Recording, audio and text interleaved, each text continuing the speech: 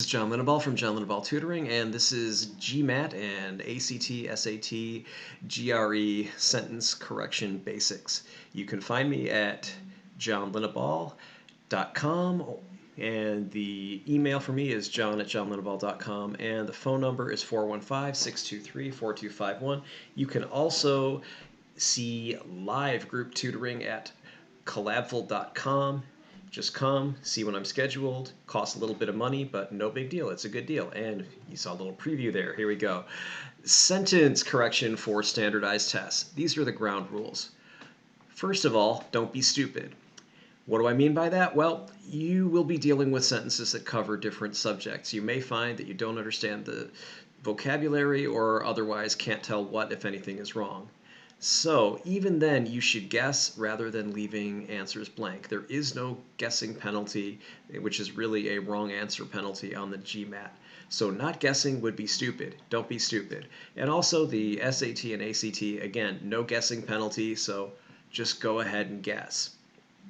And also, you might be thinking, well, wait a minute, John. I know there are no sentence correction questions, kind of like the ones that you're going to do here that are on the GMAT, that are on the SAT and ACT.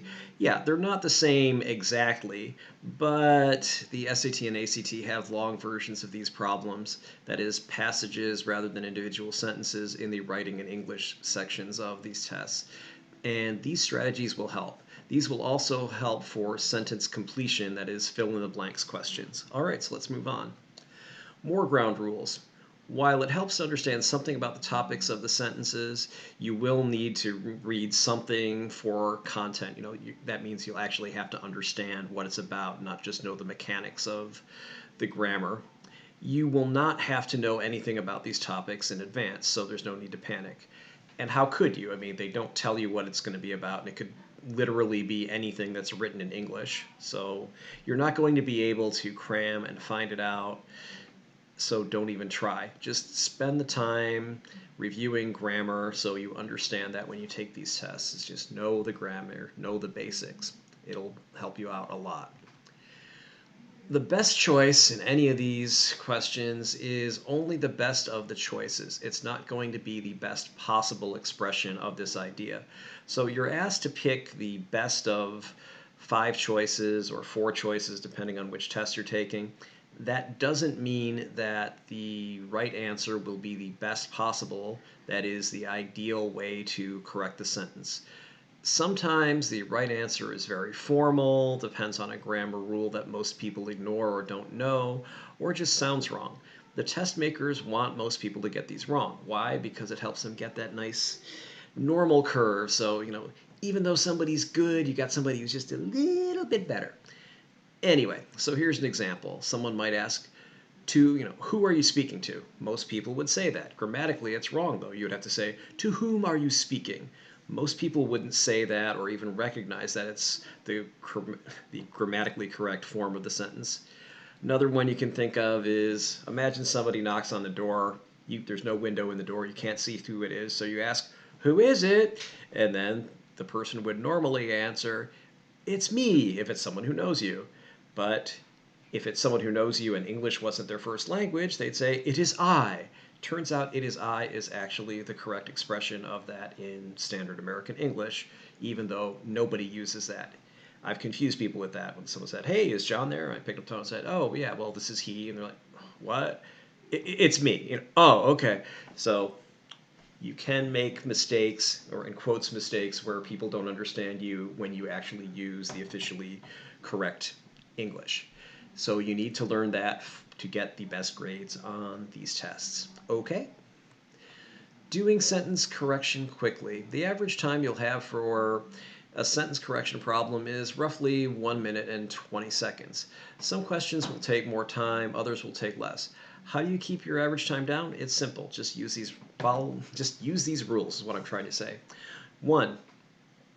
If any part of a question, or I should say an answer, if any part of an answer is wrong, the whole answer is wrong. Don't even bother to try to find all the possible mistakes or all the ones that are in there. You just need one. So if something says, hey, we was, that's a grammatical error. You don't even need to look at the rest of that choice. You know that's the wrong choice. So eliminate it. 2. The same error is frequently found in 2 or more choices, so you get a twofer. You get 2 for the price of 1. You might even get 3 for the price of 1. So 3, you want to just find the easiest to find errors and eliminate the easy answers as often as you can. And here's an example of a 2 for the price of 1 and also a least bad answer. So we talk about you're not always going to have a great answer choice that's even the right one. And sometimes you'll get ones where they give you 2 or more answers that are both wrong for the same reason. Here we go. This is an example. It's important to pay attention when studying for tests. Well, if you're looking at it not too closely, say, oh, okay, yeah, that sounds right. It's important to be aware when studying for tests.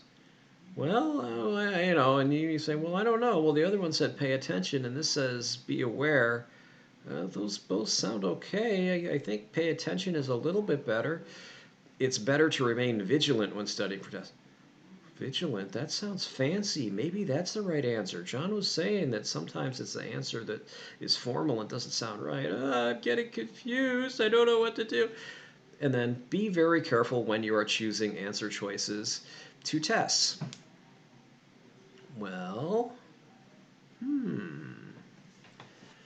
I don't know.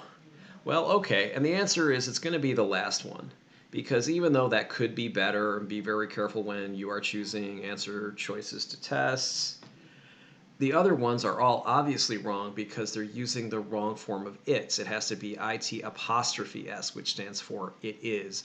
Its with no apostrophe is just the possessive of something that isn't it.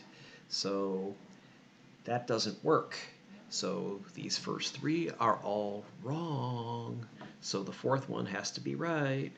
Okay, so let's doing sentence correction quickly. So here's point 4. If you've already spent close to 2 minutes on the question, just guess.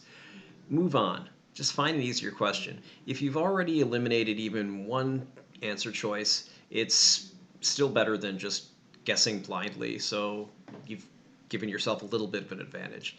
And if you get it down to 2 choices, that's great. That's 50-50. And since the GMAT is an adaptive computerized test, each correct answer, so every time you get one right, that just makes the test give you a harder question that you're more likely to miss. Manhattan Prep has estimated that most people only get about 60% of the questions right, so don't panic over one question where you had a 50-50 chance of getting it right. Okay? The next thing you want to do is you always want to use your internal, in quotes, ear to eliminate wrong questions. So if you can read, write, and speak English well, you should be able to detect most errors in grammar, usage, idiom, etc. just by hearing it to your ear, either literally by saying the words out loud or figuratively by using your mental ear to hear these words in your head. However, don't talk out loud during the test. You will probably be asked to leave if you do. So it's better to just use your mental ear when you take the test. Clues from the question. If the underline, the part of the sentence that is underlined is very long, there's a good chance that the question deals with sentence structure, parallelism, meaning, or modifiers. If the underline is very short, try comparing the choices before reading the sentence. So maybe you can even just look at it and go, okay, that choice is wrong, and I didn't even have to read the actual question stem. I'm just looking at the choices, and I know that they're grammatically wrong. The first underlined word, or the word right after the underline, can tell you about the issue being tested. For example, if the word was in the first underlined word, then the sentence is probably testing subject, verb, agreement, or verb tense, since was is a verb. Obviously, it has a tense. So obviously, if something's not underlined, it can't be changed, and the choice must agree with it. All right, let's move on. So here's some clues from the question. How to get clues from the question is what I'm talking about here. So what are the differences between the answer choices? If the differences are verb forms, concentrate on number and tense. They had versus they have. So they had this, they have this presently. They had this in the past, they have this now. He has he has done something or he had done something. So again, the present versus the past, and so on. If all the answers but one seem to differ on only one nitpicky point of grammar or on which common idiom/expression is correct, most likely that's not the problem.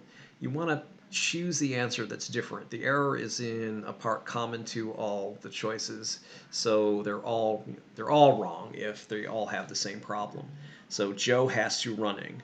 Well, okay. Well, Joe has to running. I know that's wrong. Joe must ran. Okay, again, you can tell that's wrong. Joe should runs. Well, no. It's time for Joe to run. All right, so you can get that one pretty quickly. You say, well, the only one that's even remotely correct is it's time for Joe to run, or it's time for Joe to run. So here we go. We pick that one and move on. As you do each question in practice, first thing you want to do is ask yourself why each of the 4 wrong answers is wrong. What would make you pick the one that's one of the wrong answers? How do you avoid that mistake? That's the second point. 3, what would you do to avoid making the right answer the answer that you chose? In other words, what could you do to screw yourself over by picking the wrong thing? How do you avoid making the mistake that screws you over? And 4, what makes the right answer right other than that the other 4 are wrong? That's always good because it helps you get ahead if you actually know why the right answer is right. If you don't, that's fine. Process of elimination is a perfectly valid way to do it, but it's even better if you actually understand why the right answer is right. Grammar and overview. You will never have to know the names of most technical grammar/writing/language terms, but you will have to recognize them and know how they work. You will also have to know some of the exceptions to the rules. English is particularly annoying that way. There are many irregular verbs, etc. Lots of words have been adopted from foreign languages that don't necessarily go well with the original English language, so we have a lot of just really odd rules and exceptions to rules in English.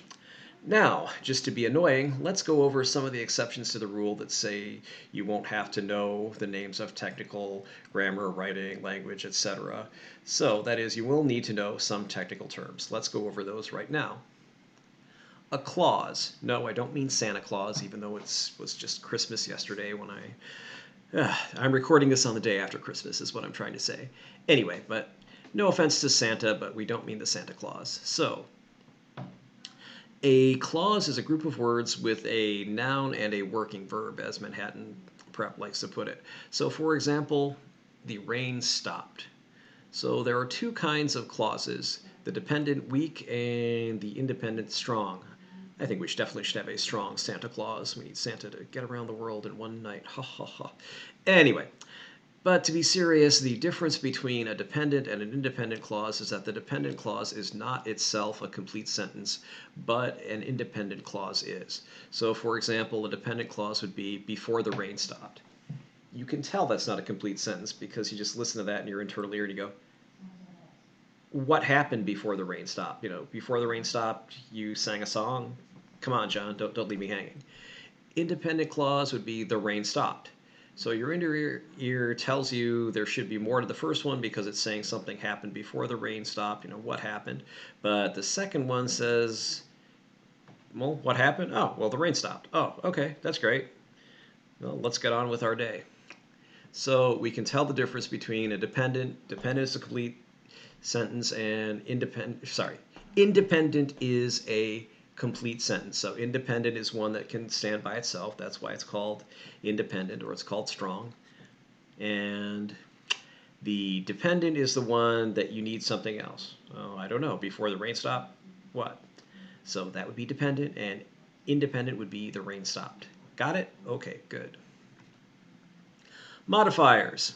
A modifier is anything that describes other words. That is, it provides other information besides the simple noun and verb, that is, the subject and the predicate of a sentence. The rain stopped. Okay, that's a sentence and a predicate, and okay, fine. The is the definite article. So, rain stopped. The cold driving rain stopped. Well, cold and driving are both adjectives that describe the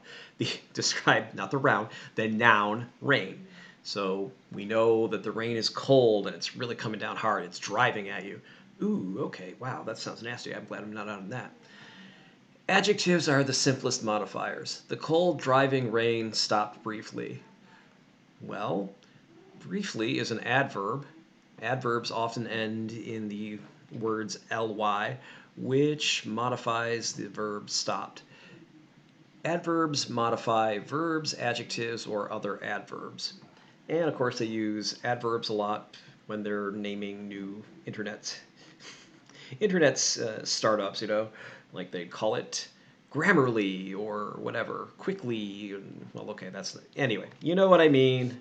Not trying to make fun of any particular thing, even though those are both actual companies that exist. Modifiers. An essential modifier provides information that is critical or essential to the meaning of the sentence. Think that. A non-essential modifier provides information that is not necessary or essential for the sentence to be meaningful, which. So if you see that, that's important. If you see which, it's like, that's nice, but I don't really need it. How do we know the difference? Well, if you take out the modifier and the sentence doesn't really lose much meaning, then the modifier is non-essential. If the sentence becomes vague and not very meaningful without the modifier is essential. Also, essential modifiers often use the term that, which they're at, that, whereas, use, I'll try that again. Although essential modifiers often use that, whereas non-essential modifiers use which. So again, essential modifiers, it's important, uses that. Non-essential, it uses which, and it's not very important. So Manhattan Prep uses the sentence core to describe any independent clauses in a sentence, along with some essential modifiers. This is the bare minimum needed to have a coherent sentence. And here's the citation to Manhattan Prep where I got it from. Although I usually order the chicken burger, I ordered the noodle salad surprise for lunch today at the cafeteria today. So the core is that I ordered the noodle salad surprise today, not that I normally order the chicken burger. So if you really wanted to get down to it, what'd you have for lunch? I just say, oh, the noodle salad surprise. Oh, okay, that's great. Well, I don't care what you normally do. I just want to know what you did today. So that would be the core. Conjunction junction, they won't let me use this without giving me a copyright violation. You get to hear me sing instead. Sorry about that, but there's not much I can do about it. So here we get to go. Hope you enjoyed this little ditty. Pretty far. Conjunctions. Conjunctions, as the name implies, join words and phrases. The most important function of a conjunction on the GMAT and most standardized tests is to connect two independent clauses. The conjunction is usually preceded by a comma. So if you have a statement such as, this is a pile of garbage and it stinks, that's a complete sentence. In fact, it's two complete sentences that are joined using a conjunction. So notice that this is and it stinks are both strong clauses. They're complete if somewhat meaningless sentences. I mean, this is a complete sentence, even though this is not particularly useful or meaningful, but it is a complete sentence. It stinks, again, by itself, not particularly meaningful, but it is a complete sentence. Pile of garbage is a noun and a modifier to give the pronouns this and it meaning. We know that this refers to a pile of garbage. So does it. So that helps it out. Conjunctions continued. Conjunctions, well, coordinating conjunctions, I should say, connect two equally important clauses. So the best known coordinating conjunctions are the FANBOYS, for, and, nor, but, or, yet, so.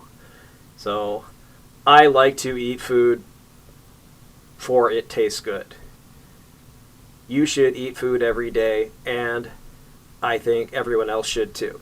Something like that. A subordinating conjunction makes one clause a weak or a dependent clause. A subordinate has less power and depends on the other, so it's weak and dependent. Get it? Subordinate conjunctions include, but are not limited to, things like although, before, after, while, though, and unless. So although you have a good point here, generally you are incorrect. So it'd say, yeah, you made one good point in this argument, but really the rest of your argument is not very good. So what's the important part?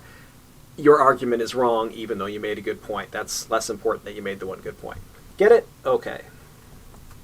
Manhattan Prep's markers. I haven't seen this term used outside of Manhattan Prep's GMAT textbook, but it's useful, so here goes. This one is not a grammar term, but it's important. A marker is a clue that a certain grammatical topic is being tested.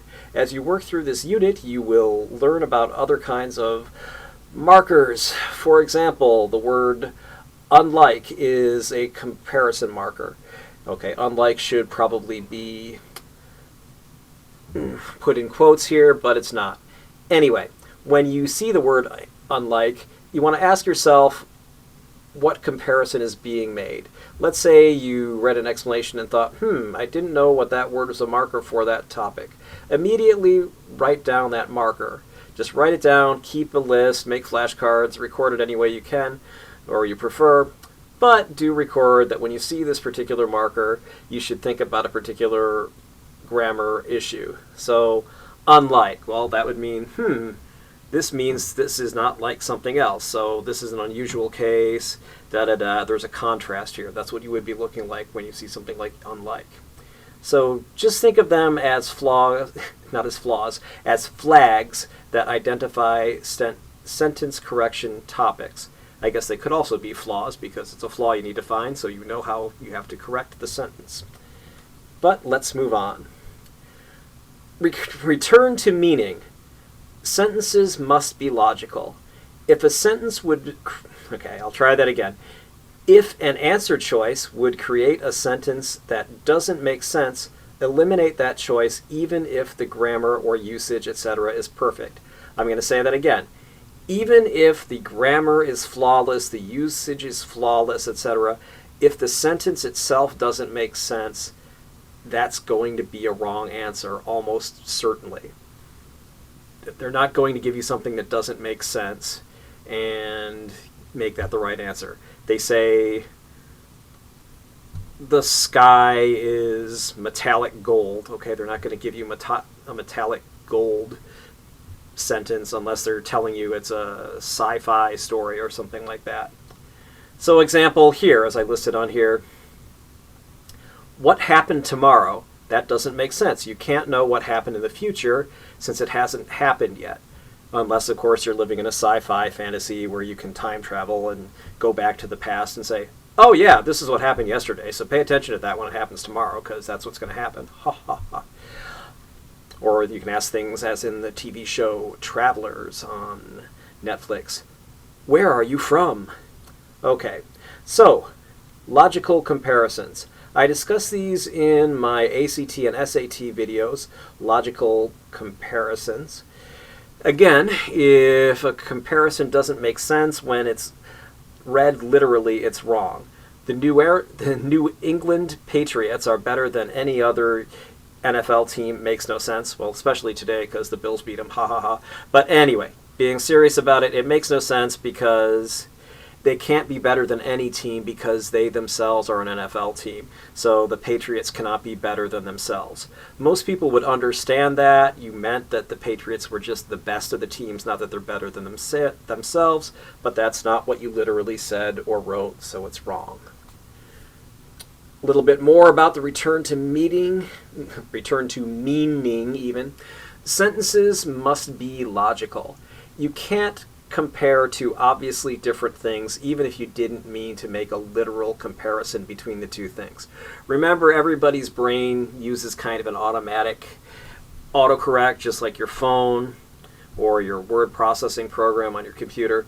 So if somebody says something like, my homemade pizza pie is better than Carolyn, well, My pizza is a baked good. Might be bacon good if there's bacon on it. It's a baked good. And Carolyn is presumably a woman or a girl, so that's a really strange comparison to make. I probably mean that both Carolyn and I make homemade pizza, but mine is better. Sentences also shouldn't be redundant.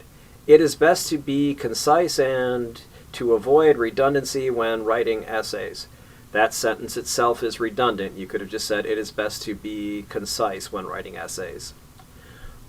Words should be in proper order. I am sleepy is better than sleepy am I. Or this is an old joke. I think it was an episode of the Love Boat on the late 70s, early 80s. Old and rusty, I had to drill out the lock. That's a misplaced modifier. Am I really old and rusty, or is the lock old and rusty? Well, probably the lock is old and rusty, so you would want the word lock to be close to old and rusty, not near me or near I. Okay? Sentence, the basic sentence rule. Noun and working verb. Kaplan, Manhattan Prep, calls the non-gerund form of a verb a working verb. A gerund is the ing form of a verb that lets it be used as a noun. So, for example, that's what the eg means, edginess generis. If I pronounced it wrong, I apologize. Anyway, it just means, for example, skiing is fun. While skiing is a verb, it becomes a noun here because is really the acting verb here. Skiing is a noun that says what is fun. And fun is actually a noun as well. But anyway, here's their example. The cat sitting by the stairs. Wait a minute, what about sitting? Well, sitting looks like a verb. It is, however, not a working verb. A verb that can run a sentence by itself. Here's an example of a working verb. The cat sitting by the stairs watched the mouse. Makes sense, right? The cat sitting by the stairs, you can kind of say, well, what about the cat sitting by the stairs? That doesn't sound complete. That doesn't sound like a complete sentence, and it's not. So notice that sitting in Manhattan Prep sentence is used as an adjective. What cat watched the mouse? Oh, the cat that was sitting by the stairs, not the one that's on my bed. So, watch out for gerunds without helping verbs. For example, the cat sitting rather than the cat was sitting. So, the cat sitting would not be a complete sentence, but the cat was sitting would be. Make sense? Hope so. Another sentence rule. A sentence is a strong independent clause. I know, I've said it before, it sounds like some really bad self-help hypnosis tape. You are a strong independent clause who doesn't need to smoke. You might remember that old episode of Friends if you're old enough, or if you've watched it on Netflix or wherever you might have seen it. Anyway, but I digress. Remember the slide on clauses and modifiers? Anyway, the difference between a strong and a weak dependent clause is often just a word like because, before, after, which, that lead to modifiers. Because it feels good is not a sentence, it's a modifier. I run because it feels good is a sentence. You ought to be able to tell the difference. A sentence is a complete thought, a dependent clause isn't. If you find yourself asking, what, after reading a clause, it's probably a dependent, non-sentence clause. Not always. Technically, some clauses like I do or I am are sentences, but they don't tell you very much without additional words. I am sleepy. I do like green eggs and ham. Sam, I am. For you Dr. Seuss fans there. Okay. Nouns and verbs must agree in number. The man buys his lunch. That's correct. The man buy his lunch. That's wrong. The men buy their lunch is correct.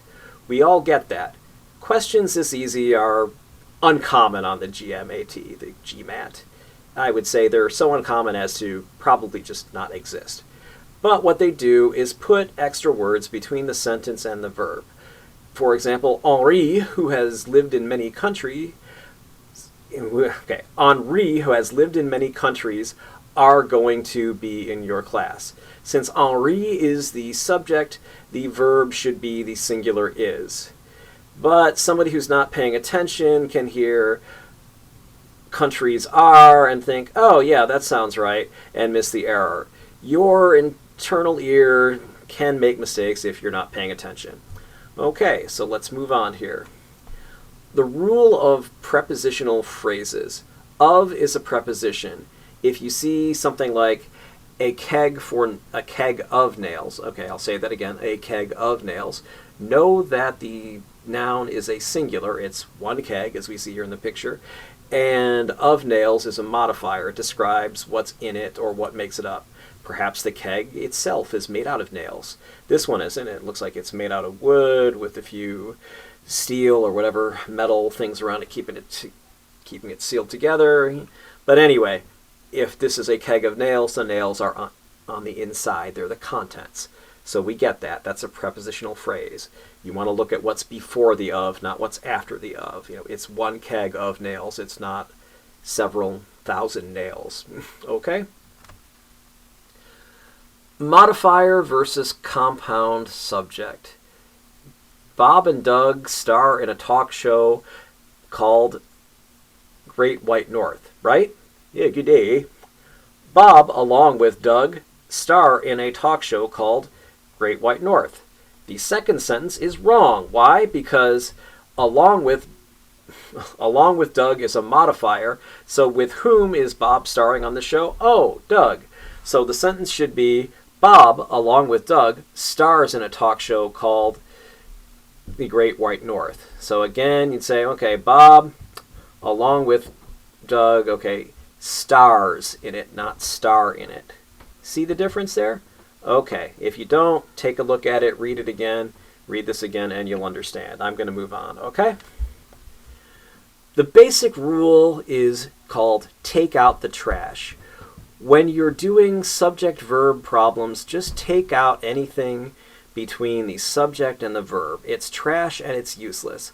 All it can do is cause trouble. A keg of nails are on the porch.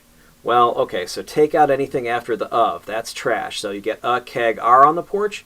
No, a keg are on the porch. I don't think so. A keg is on the porch.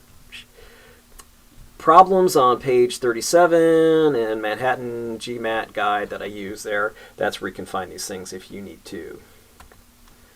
Sentence core. While the most important essential part of the core is a noun and a verb, there can be more. There's the that core. I'm happy that you could make it.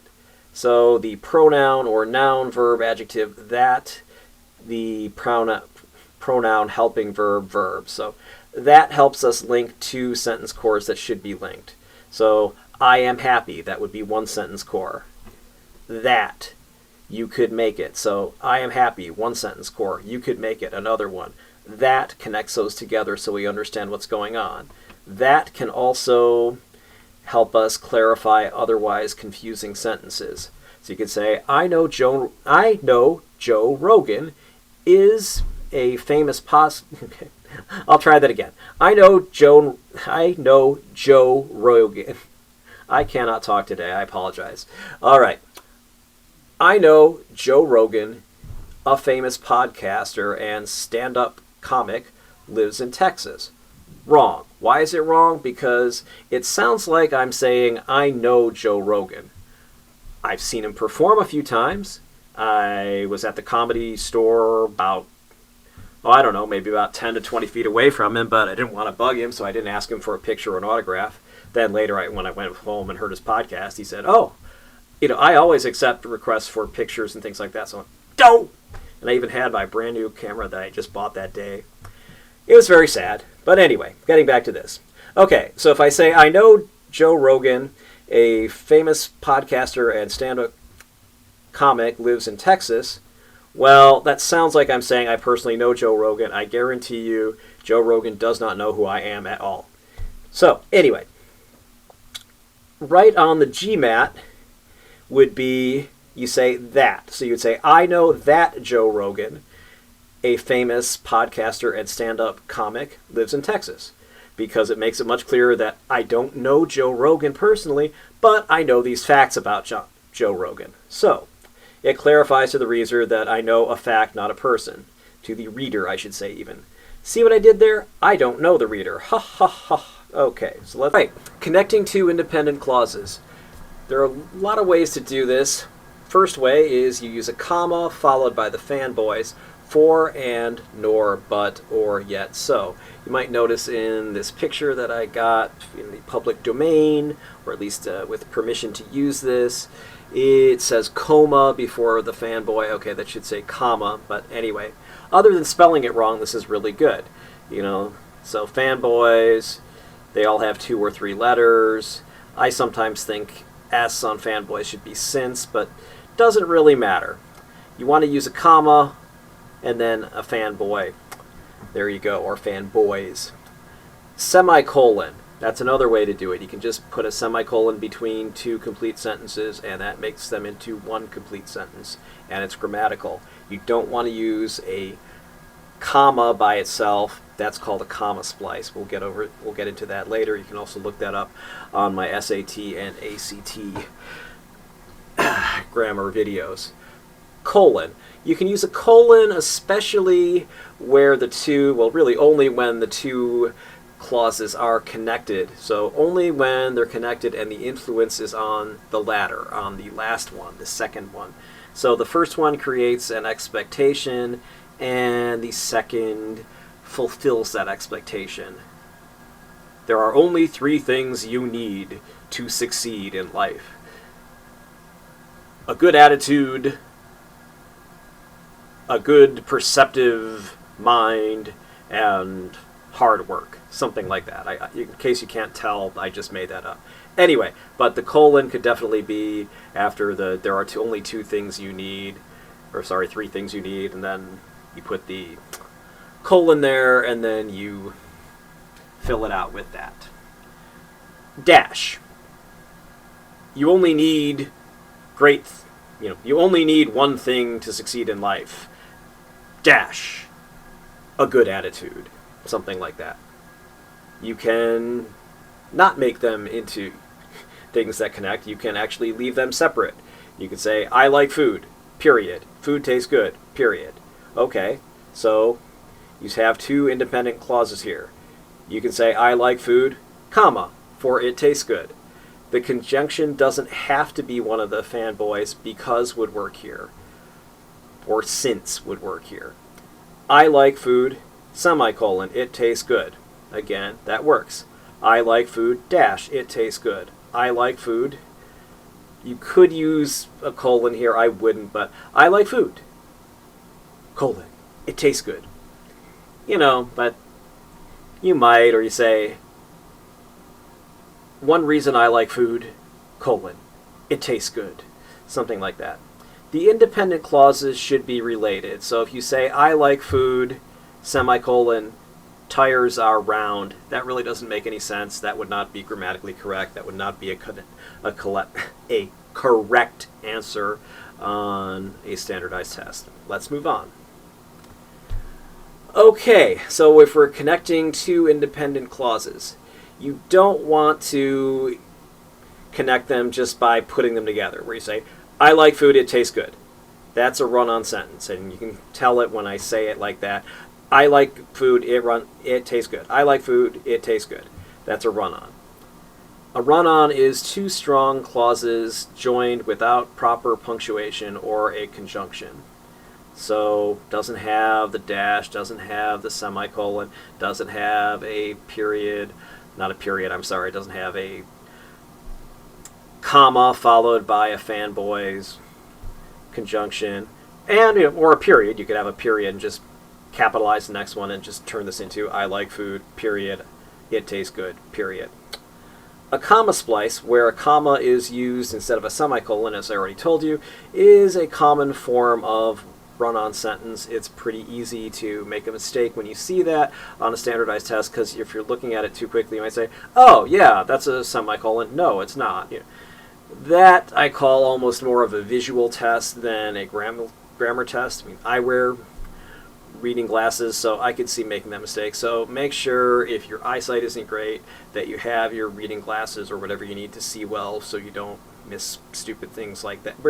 where you don't miss these questions because you made a stupid mistake, because you just couldn't see the difference between, literally you couldn't see the difference between a semicolon and a comma. So pay attention to the punctuation. A comma and a semicolon can look very similar if you are reading too fast or if you forgot your reading glasses, etc. So make sure you bring those with you to your test. Don't use a semicolon or a FANBOYS conjunction to join a dependent clause to an independent clause. So you say, yesterday I went walking in the park. Well, you wouldn't put yesterday semicolon I went walking in the park, because yesterday it's just a descriptive word. It's not a complete sentence. Or even before I went to the park semicolon I combed my hair. Well, no, you would just put a comma, because before I went to the park would not be a complete sentence. Therefore, you don't need to use the semicolon, and using it is inappropriate. And the same thing with the conjunction and FANBOYS thing. Before I went to the park, comma, and I brushed my hair wouldn't make very much sense either. So, and don't even think about using those methods to join two dependent clauses. So here we have some examples. While Tom waited outside and I got money from the bank. Does that even sound or look right? No. While Tom waited outside, you could say, comma, I got money from the bank. It's a dependent clause and the rest is an independent clause. So all you have to do is put a comma there. While Tom waited outside, semicolon, the cat sitting on the shelf by the picture window. Notice now we have two dependent clauses linked by a semicolon. Again, it doesn't make sense. It still doesn't work. If you can't tell by reading it, please contact me. I'll try to help you understand it. But anyway, let's move on. Semicolons can also be used as what I like to call meta commas. When you're already using commas, then you bring in the semicolons to work as kind of higher level commas, separating these clauses that already use commas. So what do I mean? Simple. Let's say you need to make a list of things that already have commas in their names. Cities and states in the U.S. spring first to my mind. So you could say, I plan to visit Las Vegas, Nevada. Okay, so Las Vegas, comma, Nevada, semicolon, New York, New York, because that's a city and state, and we want to separate these two together. And then semicolon and Atlanta, comma, Georgia next year. The semicolons are used to separate the list items since they are different from the commas. Otherwise, it might be hard to tell where one item stops and another starts. All right, so we can look at problem set on pages 41 through 42. This is in Manhattan Prep, GMAT, all the verbal, the definitive guide, blah, blah, blah. You can read that there if you want to find it. I use the Kindle edition, and if you want to find that, great. If you want to go buy a paper version, that's great too. All right. So the problem set is quoted as directly as possible. For problems 1 through 4, we will highlight. Manhattan Prep asks you to draw a box in their instructions. It's hard for me to do that here. So the verb and underline the subjects. Then determine whether the subjects agree in number and with the verb. If there's a mistake, rewrite the sentence to correct the mistake. If the sentence is correct as is, mark it with the word correct. So Jack, along with some of his closest friends, is sharing a limo to the prom. So, is that correct? All right, so Jack is the sentence, and this along with his closest friends, that's garbage. We want to get rid of that. So, yeah, Jack is sharing a limo to the prom, even though you might think, oh, it's he and his closest friends, so they are sharing. No, Jack is just is the subject here. Everything else, that's just descriptive. That's Parenthetical, it's trash, take it out. All right, so let's look at the second one. After all the gardening we did, comma, the sun shining on the flower beds make a beautiful sight. So let's try that again. After all the gardening we did, the sun shining on the flower beds make a beautiful sight. Okay, so we see the same problem here. What makes a beautiful sight? Well, it would be the sun shining, right? Not the flower beds. So it should be the sun shining made a beautiful sight. So not make a beautiful sight. And sure enough, that's what the problem is. It should be the sun is the subject, and it's going to be the present tense, so it has to be, or not the present tense, I'm sorry, it's the past tense of sun, so it would be the sun made. The flower beds, well, the flower beds would have also made, but anyway, the subject is sun, not the flower beds. And this is the wrong tense, because make would be the present tense, and we need the past tense. Numbers 1 through 4. All right, so we're going through this some more.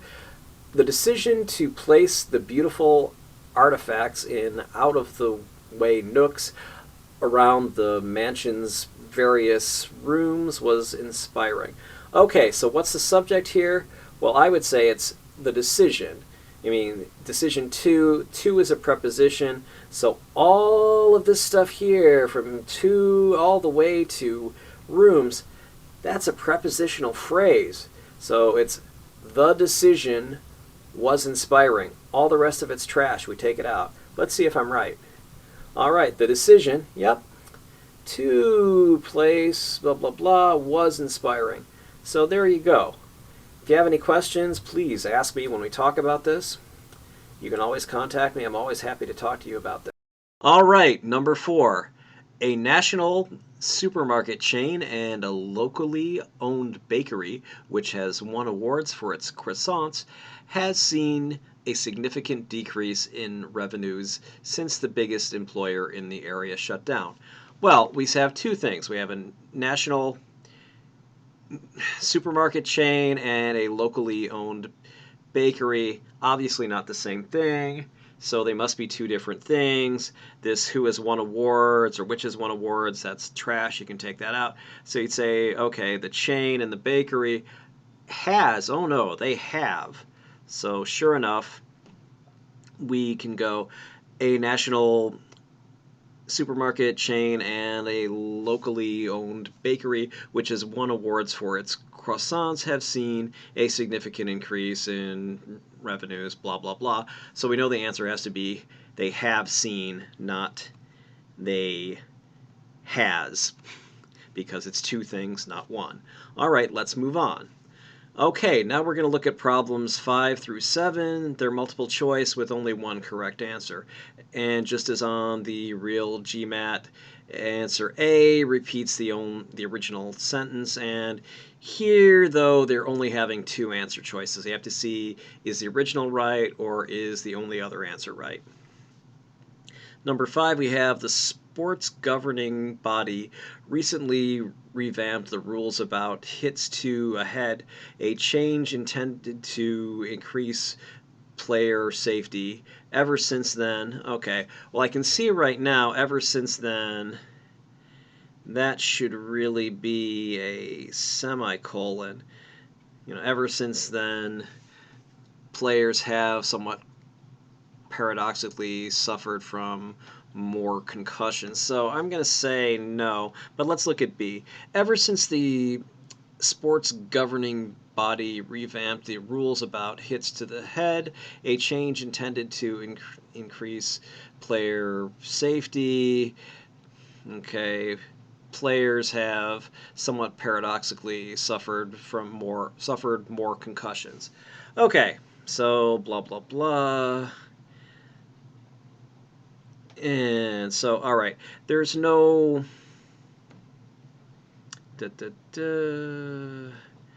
there's really, okay, it's just not right. A is basically a sports governing body recently revamped the rules about hits to the head. Okay, boom. That right up to head, that is a complete sentence. That is an independent clause. A change intended to increase player safety. Ever since then, players have somewhat paradoxically suffered from more concussions. All right, so right here where it goes, ever since then, players have somewhat paradoxically suffered from more concussions. That's also a complete sentence. So the way that they are doing this, okay, this punctuation, it's not right. So it has to be B. Sure enough, okay, it is B.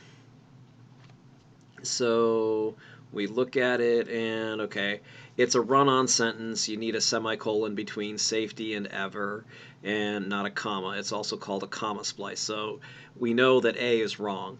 B, ever since the sports governing body revamped its rules about hitting to the head, or about hits to the head, sorry. So ever since the sports governing body revamped the rules about hits to the head, a change intended to increase player safety, and we can see here in red it's an introductory weak subordinate clause, not a sentence, and then we have an adverbially phrase also, and a positive descriptive trash that can be taken out. Anyway, those are fine, because then the only thing that's really a strong clause is players have somewhat paradoxically suffered more concussions. That's a complete sentence. That's a strong clause. So that works. And so we see here players have somewhat paradoxically suffered from concussions. That's the main root sentence. Okay, technically players have suffered would be the real root, and somewhat paradoxically is more trash. It's an adverbial phrase that you can take out, and more concussions is the object and an adjective. Anyway, you can figure it out as soon as you see that A is a run-on sentence. Basically the okay, the punctuation isn't correct. You just look at it. Once you know what's wrong, you can just take a quick look at the next one, and boom, you know that's got to be the right answer. Unfortunately, on the real GMAT, there are more than 2 choices, but here we can pretty quickly see which one is the right one. Number 6, disappointed by the narrow loss after a long and grueling campaign, Governor Schuster, with counsel from her family, is considering whether to run for governor again next election. So, all right, well, we know Governor Schuster, she's going to be governor by herself. Her family is not going to be the governor with her. They don't get to be the co-governors. So that looks right to me. It says Governor Schuster is considering. That makes sense. And then the next one, B, it says narrow loss, long, grueling, blah, blah. Governor Schuster and her family are. Well, okay. Again, Governor Schuster and her family are not, they're not all running for governor. She's going to be the one who is going to be governor. They might be helping her, but they're not going to become the governor, not going to run for governor. They're just going to help her run for governor, so B cannot possibly be right. And here we go. So basically that's what it says here. I mean, A is correct, B is wrong for the reason that I just told you. If you have trouble with that, you can just pause this and look at it, or you can actually look at the Kindle version of this book, or just go get a copy of the book. Or you can ask me and I'll try to explain it. Okay, let's move. Problem 7. The lighthouse down by the bay overlooks both a vast stretch of coastline and a number of fisheries that are owned by the local government. So either that's correct the way it is, or you would replace the part starting with vast stretch of coastline with a number of fisheries that are owned by the local government and a vast stretch of coastline. So the only difference here is really the order in which they put the fisheries and the vast stretch of coastline. So the question is do we think that the government owns both the coastline and the fisheries, or it just owns the fisheries? Most likely just the fisheries. So let's check that. So, okay, A, so it says, yeah, the vast stretch of coastline being first is wrong because it's ambiguous. It looks like the coastline and the fisheries could both be owned by the government, whereas in the second one, it's a number of fisheries owned by the local government and also a vast stretch of coastline. So, oh, I get it. So the government owns the fisheries but not the coastline. Now, they could own both, but they probably should put it, owns both a number of fisheries and a vast stretch of coastline would make that much clearer. So let's move on. All right, problems 8 through 12. We're going to identify the errors and try to write a correct sentence. Since there are many ways to correct a sentence, you don't have to fix a sentence without examining your options and the answer choices when you take the real GMAT. So what we mean by that is you can only correct these sentences in the ways that they let you, since they give you the answers you can choose from. So you should look at those. But here we're just going to work on our own, and that gives you more practice and you'll get more flexible at it. So the music company was afraid of the accelerating decline of sales of compact discs. Okay, I'll try that again. The music company was afraid of the accelerating decline of sale of compact discs would not be compensated by increased internet revenue. Well, okay, that's kind of a mess.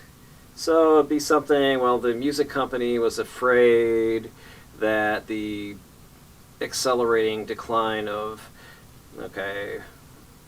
compact disc sales, I would probably just say, would not be compensated for by, or I could say was afraid that, you could say the music company was afraid that increased internet revenue would not compensate for the accelerating decline in compact disc sales, or the accelerating decline of sales of compact discs. So let's see what they choose. All right, so the music company was afraid of the accelerating decline of sales of compact discs would not be compensated by increased internet revenue.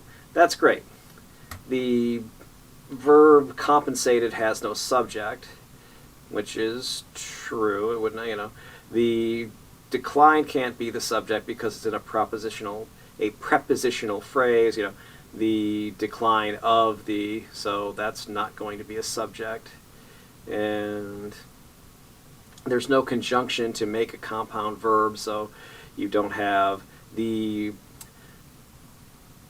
music company was afraid of the accelerating decline of the sales of discs and that it would not be compensated for by increased internet revenue. So the easiest solution that I came up with was the music company was afraid that the accelerating decline of sales of compact discs would not be compensated by increased internet revenue. So the pattern there is there's a subject, okay, the music company was afraid, so that's the verb, that the accelerating decline of compact discs, okay, that's, would not be compensated, so, okay, you have another subject, so that's the accelerating decline of compact discs, that's a compound subject, would not be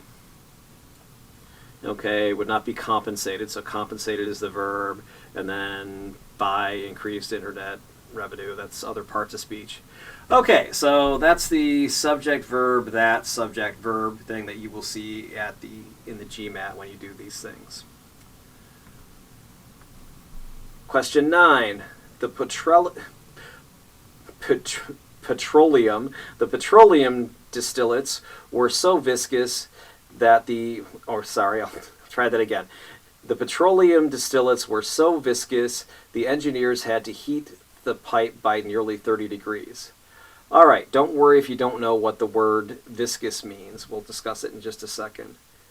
Okay, so here's our answer. The petroleum distillates were so viscous so that the engineers had to heat the pipe by nearly 30 degrees. By the way, viscous means sticky, so oil can get sticky when it's cold. That's why they use lightweight oil if they know they're going to be using it in a really cold environment like Siberia or Alaska or something like that. So, the pattern is subject, verb, subject, verb.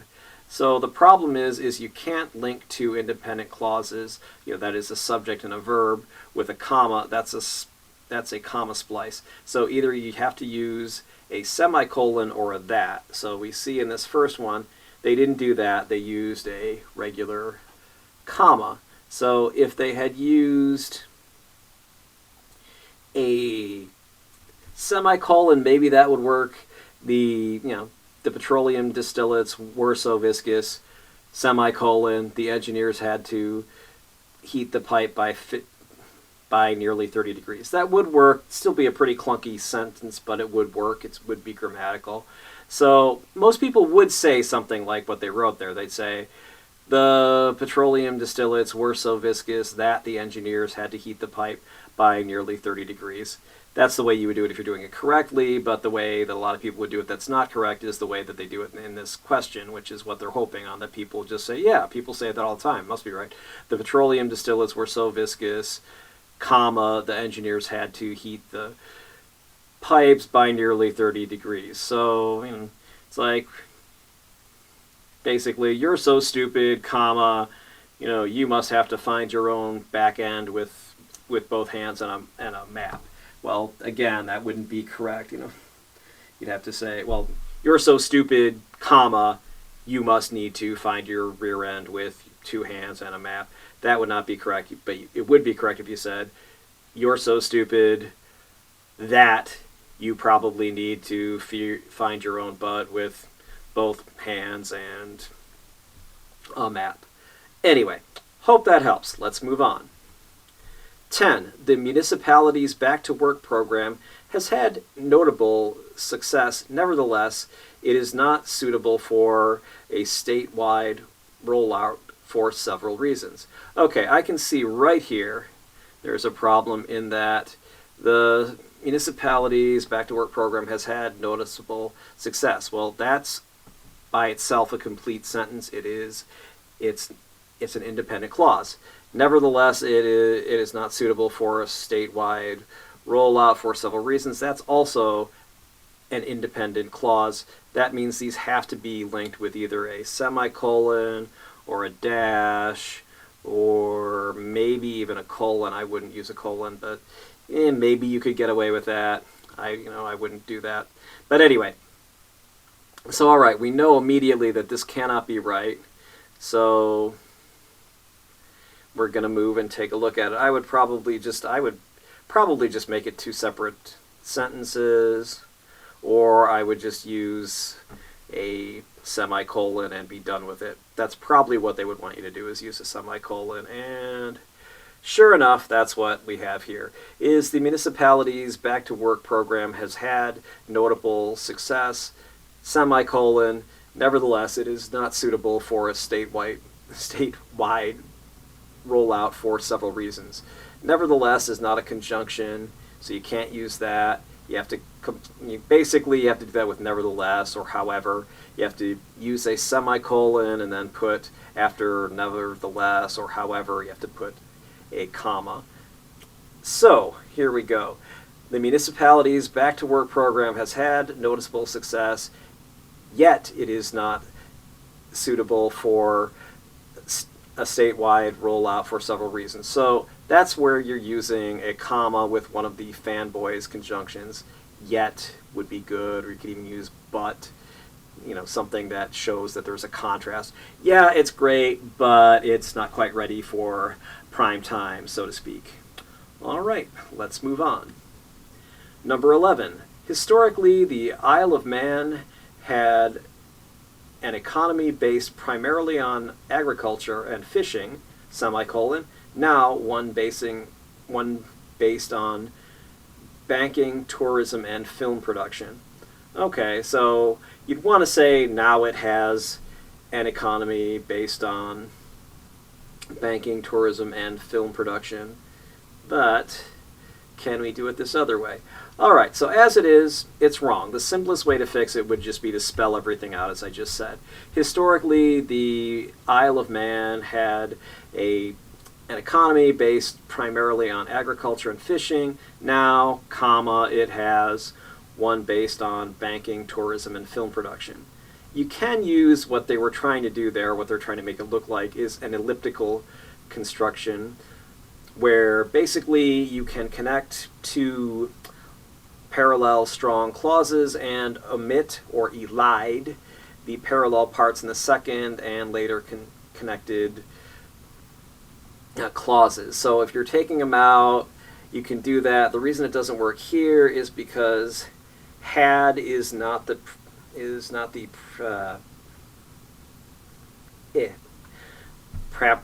proper tense for what's happening now. So we have now one based on banking. Okay, So you'd have to, because it says it had this before, it's not going to be, if it's parallel, you have to be putting in the same ones where you'd say, then it had this. But no, you're saying now it has this. So basically it would be, instead of had an economy, it's going to have to be now it has an economy. So that doesn't work. Basically, by the time you're done, including everything that's different, you'll get the correct answer above that we've already said here. So I hope that helps. Okay, let's move on. The Bentley Trench, situated more than 1.5 miles below sea level and completely covered in Atlantic glaciers, and it is the lowest point on the planet not under the oceans.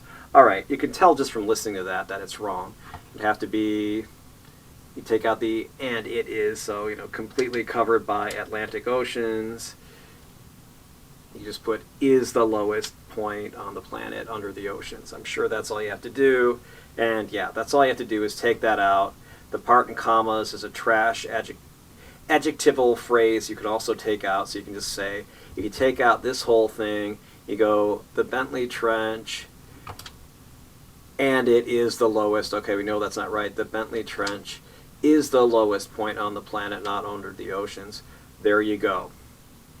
So we've got that going for us. Modifiers revisited. Adjectives and adverbs. Adjectives always modify nouns. Adverbs can modify verbs, adjectives, or other adverbs.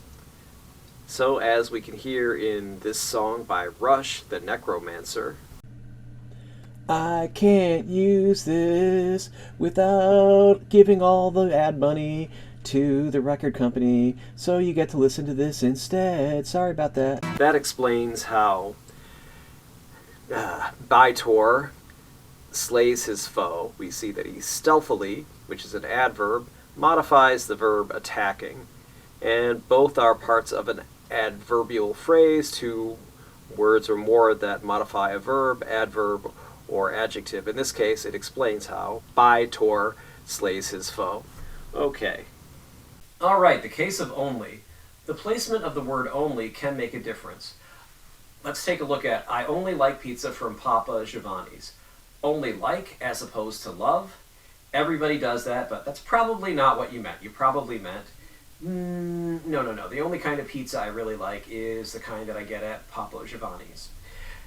Let's look at another sentence. I like only pizza from Papa Giovanni's, but not anything else from Papa Giovanni's. So, they have a special on calzones and they have wonderful pizza. No. I just want the pizza. So that's what that would mean, or at least it's most likely what it would mean if you're looking at it very closely. The only pizza I like is from Papa Giovanni's.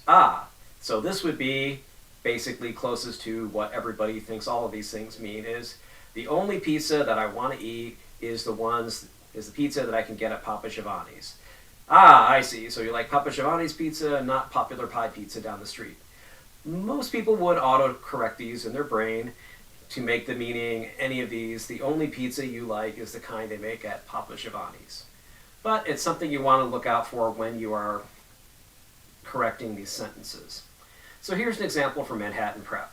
The GMAT will sometimes offer answers that use an adjective where an adverb is required or vice versa. Consider the following example. Max's great-grandmother, from whom he inherited his curly hair, is his supposed Irish ancestor.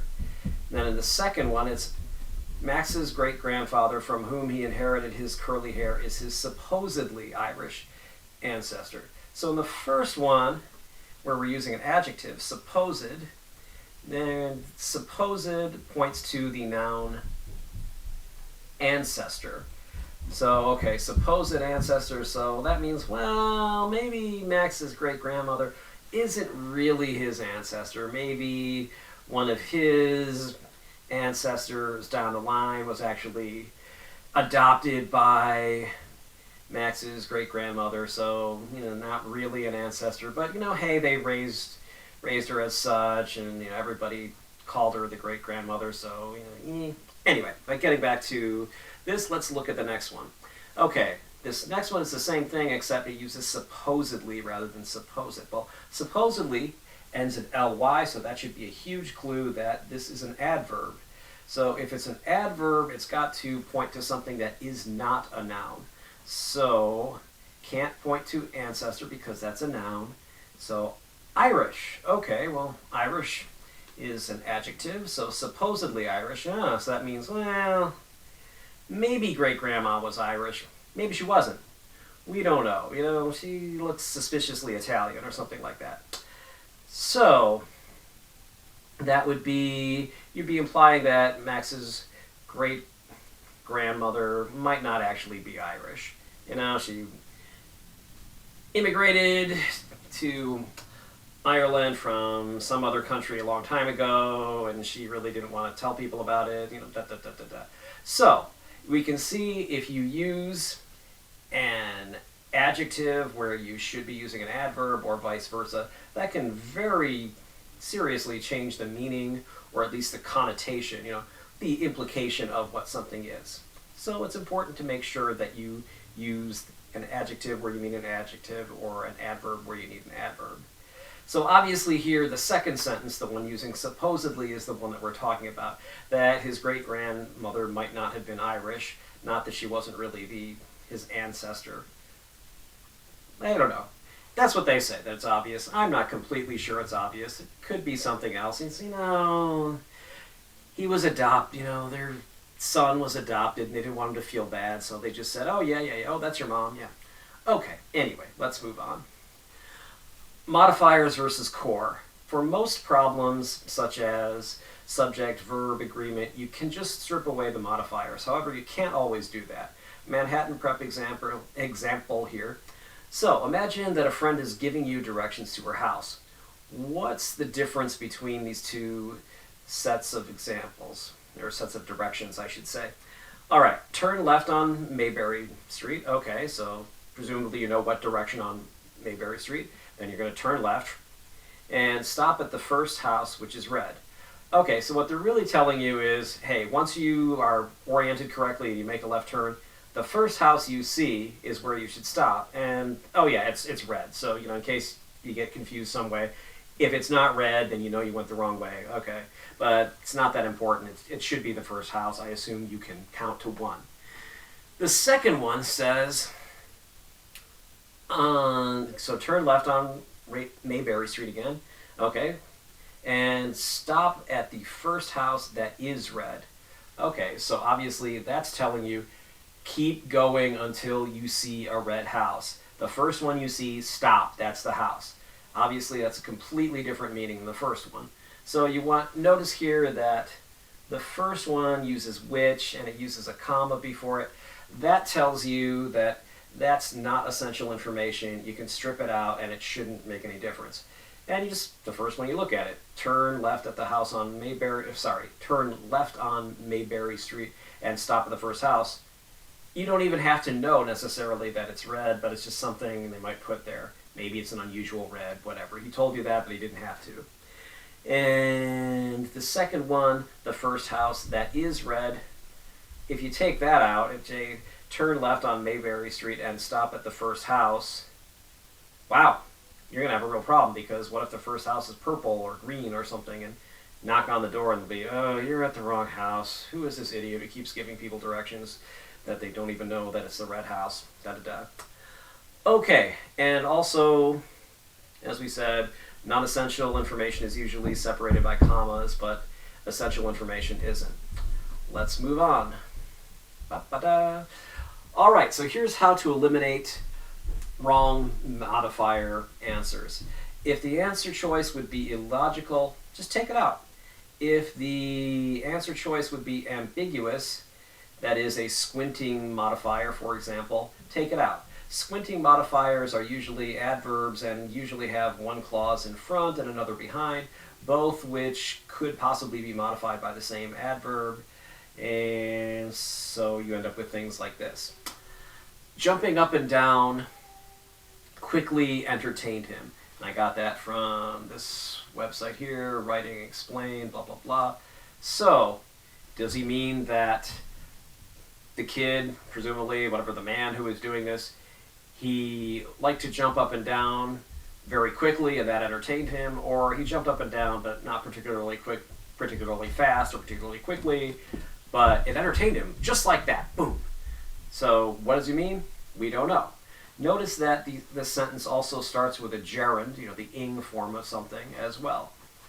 So, and remember, as I said before, you should read these sentences for their meaning, actually pay attention to what they mean, and if the answer choice would be illogical, even if other than that it's perfectly great, it's perfect punctuation, perfect, mechanics, everything like that, it's still not going to be the right answer if it doesn't make sense. Okay? Markers for modifiers. How to tell what is what. Markers for modifier types. Okay. As we said before, if you have a comma followed by which, that's adverbial, which means it's non-essential. It's just descriptive. No comma and that's a noun modifier. Wow, it's essential. So basically it's just adjectival. Okay, adjectival, that means it's describing something that is a noun that's important in the sentence. So it's essential.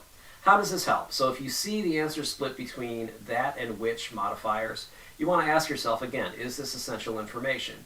Do I lose something important or just some commentary, opinion, etc. if I take it out? So here's an example that I came up with. The bullet that hit the politician was a .45. Okay, that's pretty important information. Wow, sounds like somebody's been assassinated or at least wounded seriously. So if you change that to the bullet was a .45, wow, that loses a lot of information. Okay, that's nice. Was it a special bullet that somebody put in their wallet or put in their pocket, or they shot at target practice? No, politician was shot with it. Oh, geez. So then you can say the bullet was painted red, which was a little odd. That's not too important. Might be an important clue, might be a political message or something. I don't know, but anyway, it's not too important. The bullet was painted red basically has the same meaning. It's just the reader has to ask himself or herself, is this something people normally do? Might be some symbolism there. How about the bullet that hit the politician was painted red? Well, okay, that's interesting. So, excuse me, let's move on. Prepositional phrases, gerunds, and past tense. Oh my. Prepositional phrases and gerunds and past tense. Oh my. All right. Modifiers, you can find this on page 52, 53 of the book that I'm using by Manhattan Prep. Manhattan Prep calls these prep phrases ing words and ed words. So ing words, what are normally called gerunds, if there's no comma before the ing, it's a It's a noun modifier, not a non-modifier. It does modify something. It modifies a noun. So, it's adjectival. All right, so that means it's important. The man running the store was obviously very old and tired. Okay, that's important because running here, it's not saying what he's doing. Well, it's saying that he's operating the store. So, but mostly it tells you who it is. Is it the man who was buying some kiwi fruit? No. It's the man who's running the store. Oh, okay. If there's a comma before or after the ing phrase, it's adverbial. Means it modifies anything but a noun, and it's not as important. So, running out of the store, the man screamed, "Holy cow, the house is on fire," or the store is on fire, I should say. How was he screaming? Well, he was doing it while he was running out the door. So, that's kind of important, but it doesn't identify who the man was. It just says, okay, there was a man who ran out the door screaming, "Holy cow, the store's on fire." Let's move on. Past tense, mostly going to be things ending in ed. We know that in English, most words, the past tense of those verbs do end in ed. So modifiers that are in the past tense, that is ed, roughly work the same way. The trainee recruited last week has arrived on the bus. Okay, so that's kind of important. Well, what trainee has arrived on the bus? Oh, the one who was recruited last week. Recruited modifies trainee, which is a noun, so we know it's important. Another example, the house built last week was sold yesterday. Again, that helps you identify which house it is. Well, which one? Oh, it's the one that was just built last week. Oh, wow, great. Great new house, and they sold just like that. That's amazing. And a commaless ed mods are always noun mods for our purposes. So they're always going to be adjectives. Built modifies the noun house. Notice that there's no comma in either. So we can look at a different one. Recruited last week, comma, the trainee excitedly reported for training. Well, okay, that's a little bit of description that you have a trainee who's very excited, and oh, well, he's excited because, hey, he was just recruited last week. Built last week, the house was sold for a high price.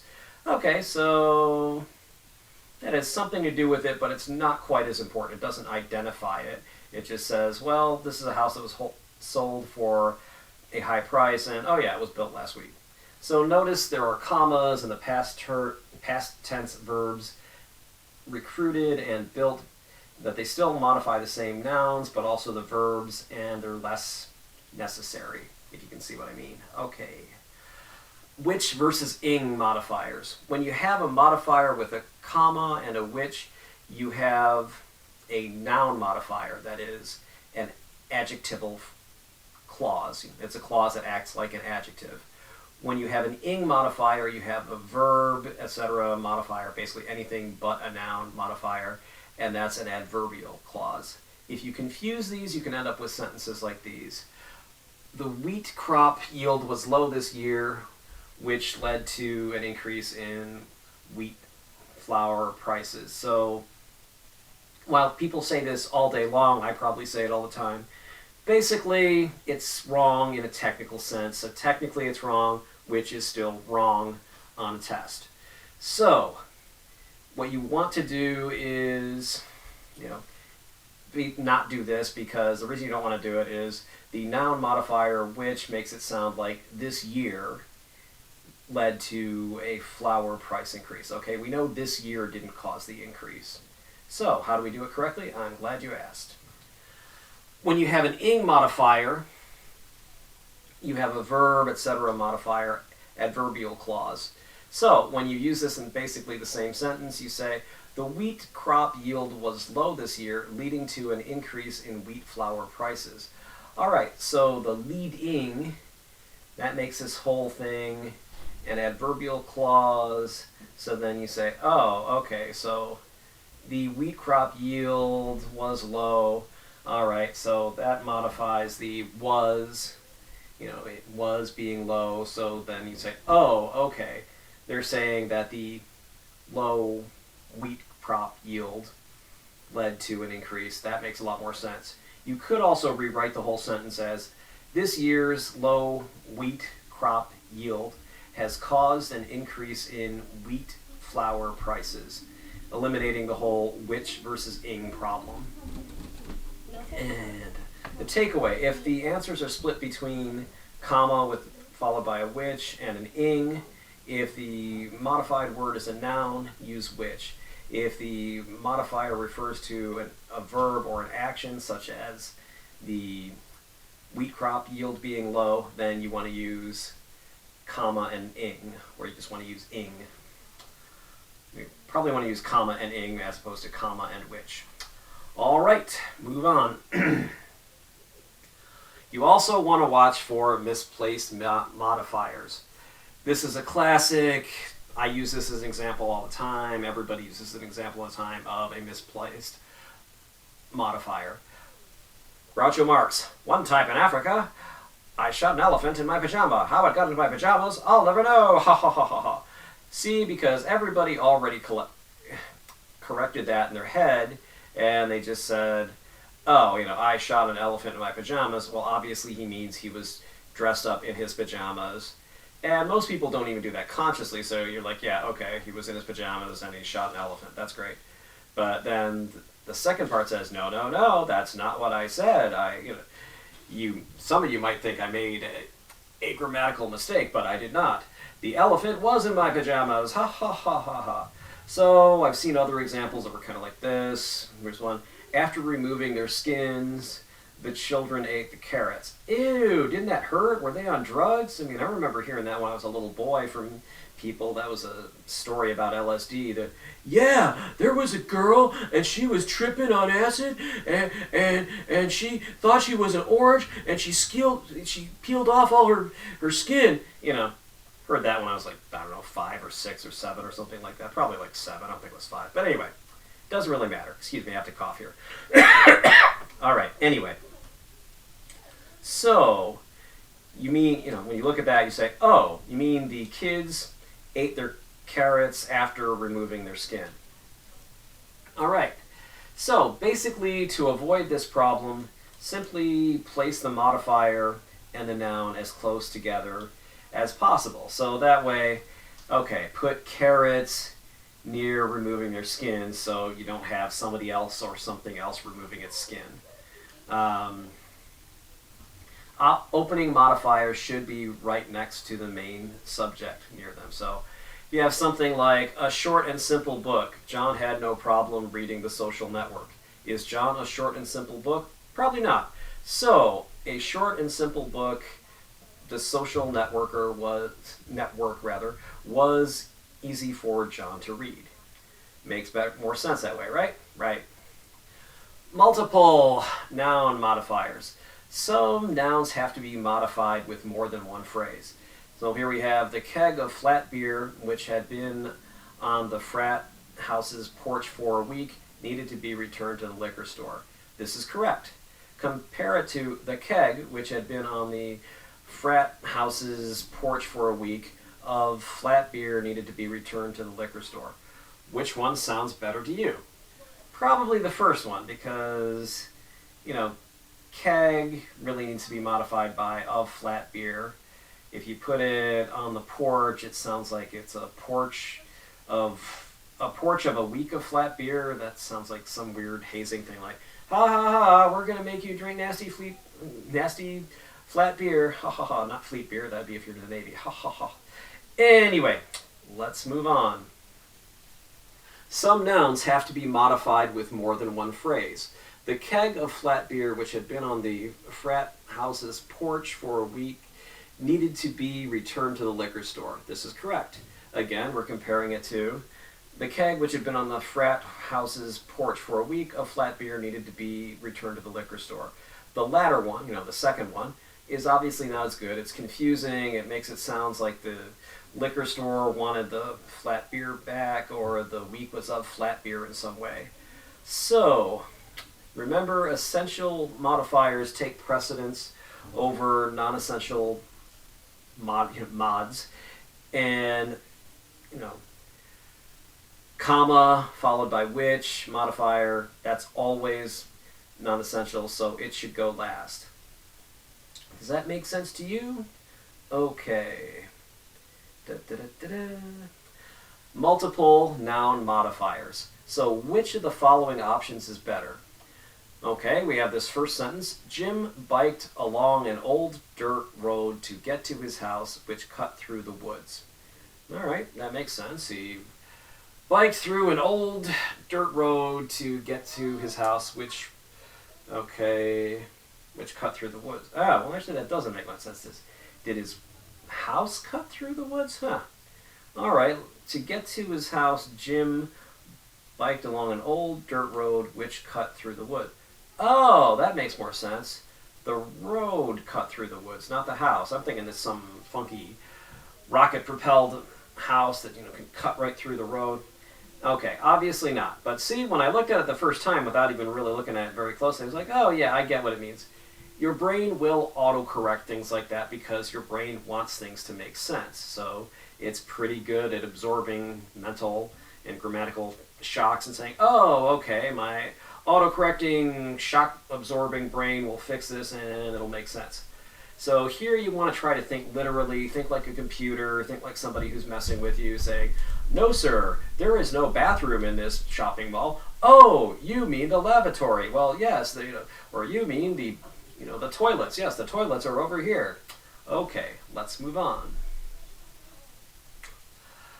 Which of the following is better?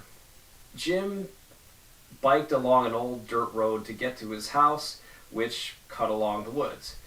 Or to get to his house, Jim biked along an old dirt road, which cut through the woods. So again, we have the problem here is the first one, it sounds like the house is cutting through the woods, which doesn't make sense. So having an old dirt road cutting through the wood, we know that makes sense, that they're saying, okay, the road has a path that goes through there. So to get to his house is much more important than cut through the woods, and a comma followed by which modifies noun, so it modifies house instead of road. So the first sentence makes it sound like the house cut through the woods, which it's not American idiom, and it sounds like the house is built on a bulldozer plowing through the woods. All right, let's move on. The takeaway. You want to select the choices that put the nouns closest to their modifiers. Noun modifiers such as comma, which should always be as close as possible to the nouns they modify. Since these tests are multiple choice, this is easy. You just pick the one with the answer with the noun closest to its modifier unless there's an obvious reason not to do it. It literally doesn't make sense. There's some obvious, well, not even obvious, just some grammatical error that you recognize is there. Fine. Don't pick it. But if neither of those is there, then just always pick the answer where the noun is closest to its modifier. All right. Possessive nouns. You're my noun, but I want you to be me. I love you. I'm your noun. No, okay, not that kind of possessive noun. Anyway, according to Manhattan Prep, possessive nouns are technically adjectives, not nouns. Okay, so here's the citation to that. So does this sound right to you? Having been awarded many gold medals in the Summer Olympics for swimming, Michael Phelps' pride was great. Okay, so do you see a problem there? There is a problem here, I promise. And once you see it, you will not be able to unsee it.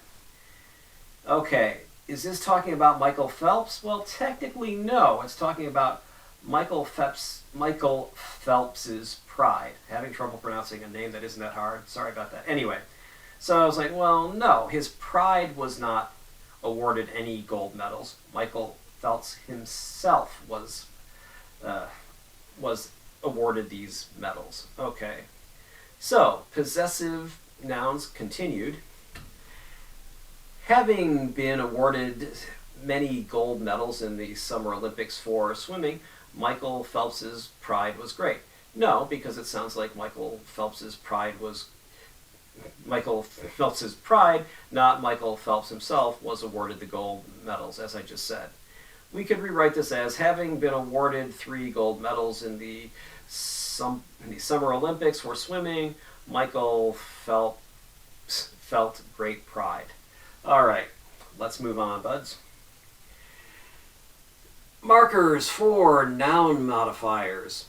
Relative pronouns. Which, who, whose, whom. These are all markers for noun modifiers.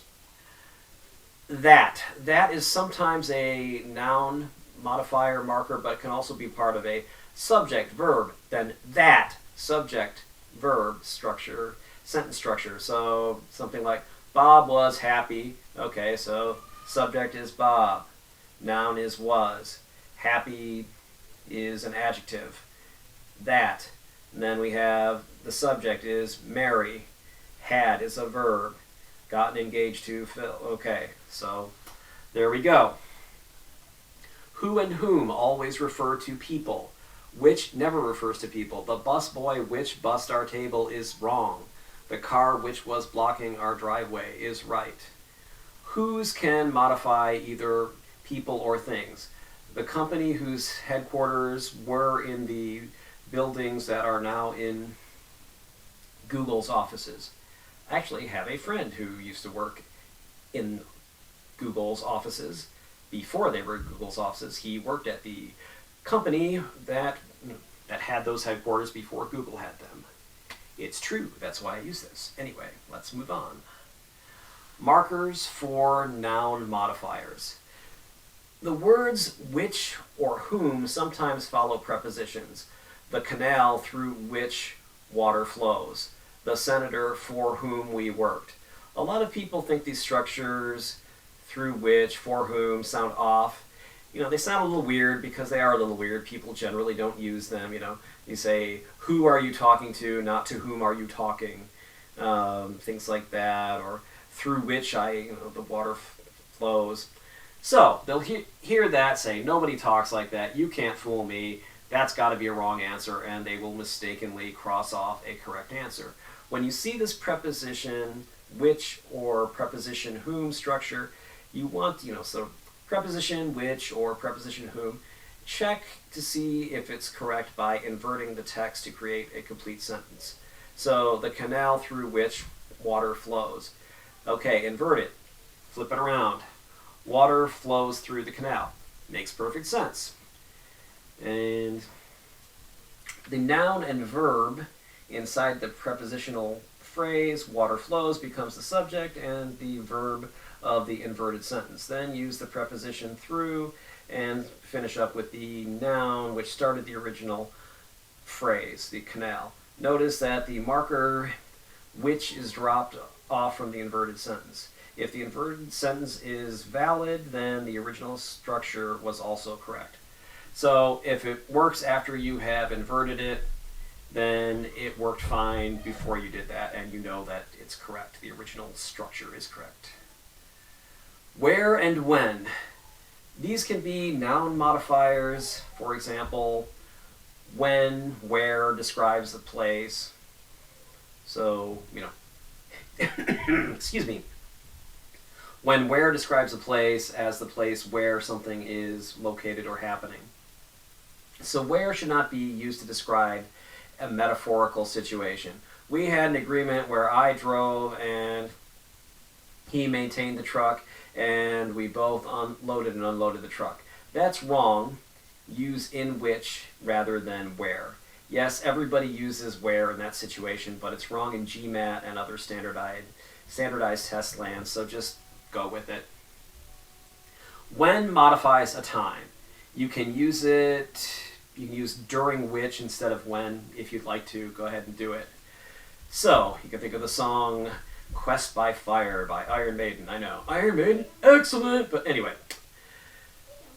In a time when dinosaurs walked the earth, and land was swamp and caves were home, da-da-da. Okay. So, that's a song, and it talks about in a time when dinosaurs walked the earth. and the land was swamp and caves were home. So, you had within a time. You could say when. All right. Adverbial modifiers, Manhattan Prep example. Adverbial modifiers answer questions about how much, when, where, why. Adverbial modifiers don't have to be as close to the verbs as they modify.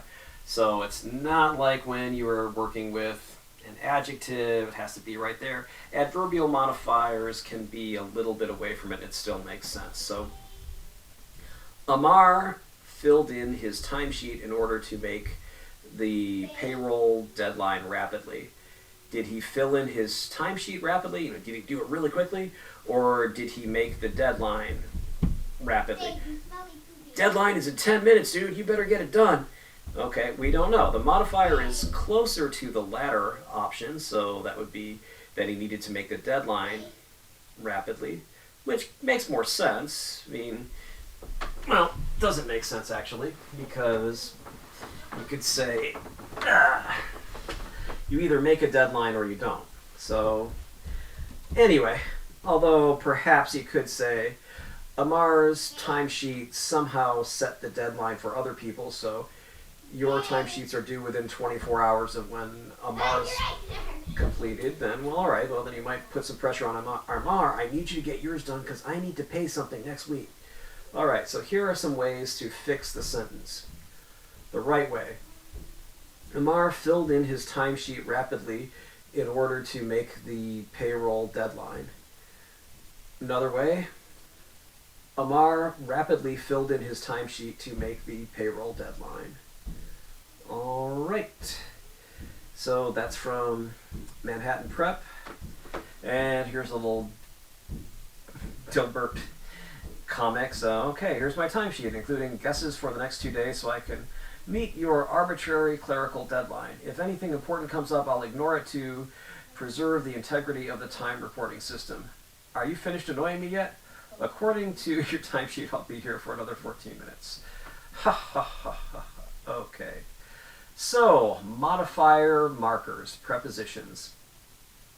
Prepositions can mark adjectival noun modifiers or adverbial modifiers. In GMAT problems, prepositions are usually in noun modifiers. The president of the bank was arrested for embezzlement. Of the bank modifies the president. So, what president was it? Was it Joe Biden? No, it wasn't the president of the United States, but it was Joe Schmo of First City Trust Bank. Watch, and it'll turn out there really is a guy named Joe Schmo who works at a bank called First City Trust Bank, in which case, I just made this up, I didn't know, I'm sorry, Mr. Schmo. Anyway, prepositional phrases that modify nouns almost always follow the nouns that they modify. So, it would be the president of the bank. Okay, president is the noun. Of the bank modifies president, so we know what kind of president you're talking about. All right, more modifier markers, prepositions. So this is adapted from Manhattan Prep. Test questions often ask whether a particular preposition is the right one to match other words in the sentence. For example, you can say the criminal is capable of violence, but you cannot say the criminal is capable for violence. Why? That's just idiom. It's just the way you do it. Like an idiot, it doesn't necessarily make a lot of sense. It's not very, not very smart, but that's the way people chose it, so that's the way people do it. So, these idioms, that you're saying capable of rather than capable for, you just have to memorize them. The best way to do it is probably just read a lot, practice, listen to what people have to say, and then you'll get those things right. You can have two prep phrases or prepositional phrases in a row. So Manhattan Prep likes to say, for example, the board of directors had a vigorous debate about the efficacy of the new strategy. I may need to work on the efficacy of my pronunciation of the word efficacy as well as pronunciation. Boy, that's weird when you can't pronounce pronunciation. Anyway, so you can see, all right, debate about, there's one prep phrase. Efficacy of, there's another one. More about prepositions. Okay, so here's an example. In the article, the reporter told the story of the recent school's graduations. Sorry, not graduates. In the article, the reporter told the story of the recent high school graduates' accomplishments. You want to compare that with the reporter told the story of the recent high school graduates' accomplishments in the article. Which one is better? Well, let's find out. Here's an example. So in the article, the reporter told the story of the recent high school graduates' accomplishments. This one is better because it makes sense. So if you're saying, oh, look, Ned Nautical's career was featured in an article in the small town newspaper. How nice. The second one would say the reporter told of the recent high school graduates' accomplishments in the article. Ned accomplished something in this article? You mean he wrote it? Even then, how great could that be? It's just a news article. All right, most people would understand this means Ned's accomplishments were covered in the article. You know, his other accomplishments, not the fact that he was in the article itself, or even if he wrote the article. But this could confuse people, or at least open you up to people asking stupid jokes, you know? Like when you say, oh, you know, my high school where I attend, there's always going to get the one person who says, oh, it's your high school? You own it? Ha ha ha. That's why I like to say, the high school that I attended, so I don't have to say, oh, ha ha ha. Boy, that's the first time I've ever heard that joke. Anyway, see the difference? Of course you do. More prepositional modifiers. Markers. Prepositional modifier markers. All right. The mean girls wear pink on Tuesdays. On Tuesdays modifies wear pink. So it's an adverbial modifier. Okay, here we go. M-prep. Okay, Manhattan prep. Multiple noun modifiers example. So, the following examples, etc., are directly quoted from Manhattan prep. The following sentence contains multiple noun modifiers. See how many you can spot. All right. Researchers, well, that's a noun, discovered that the most common risk factor resulting in cholera epidemics is the lack of a clean water supply. All right. So, well, researchers discovered, okay, that's a noun, that's a verb, that the most common okay, well, common modifies a noun. So, you know, risk factor. Okay, resulting in cholera is a lack of a clean water supply. Okay, well, clean. So I see clean and common right here. All right. So what do they get? Okay. The adjective comma describes the risk factor. Yay, got it right. And so the adverb most refers to common, so it's an adverbial modifier. What about the complex noun modifiers? All right, researchers discovered that the most common risk factor resulting in cholera epidemics is the lack of a clean water supply. Well, okay, a prepositional phrase of a clean water supply modifies the noun lack. Ah, see, that's tricky. Lack is a noun. It's being used as a noun there, and of a clean water supply. Ah, it's an of, so that turns that whole thing into an adjective. Ooh. So, the word resulting in an ing word and the word in a preposition, when you see this, go with the first word first, the ing word. This word is not preceded by a comma, so resulting in cholera epidemics signifies a noun modifier. It refers to the risk factor. Okay, so Wow, that's kind of complex. So anyway, so we have resulting in cholera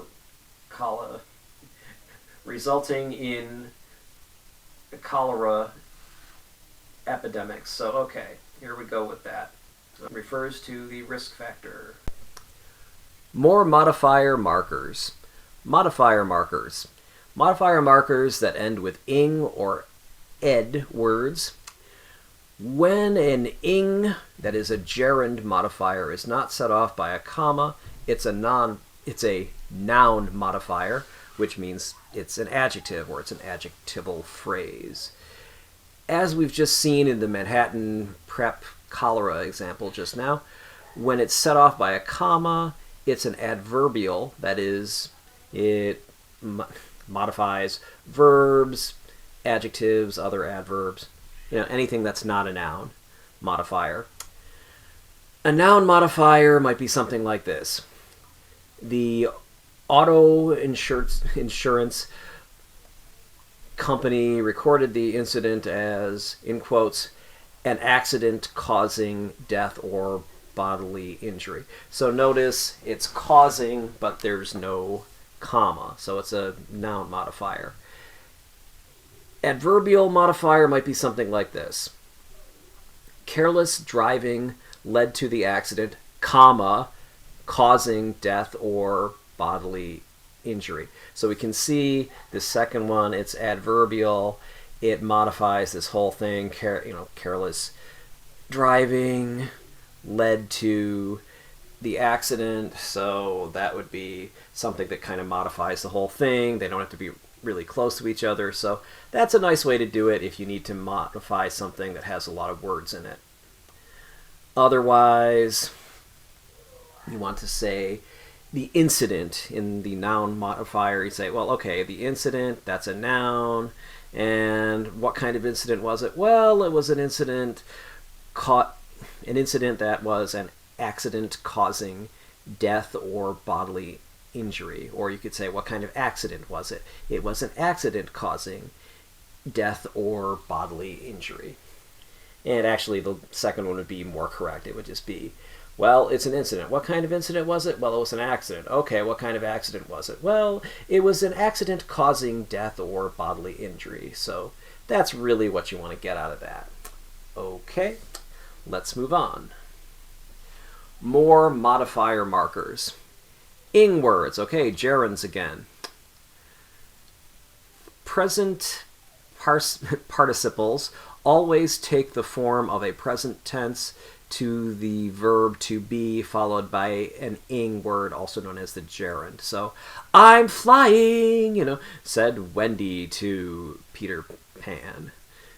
I'm flying, woohoo, I'm flying. Okay, so Peter Pan, they say that a lot in that play and movie and things like that. I'm flying, da-da-da, so they're all flying. Okay, so notice it's not I was flying, I will be flying, it's I'm flying.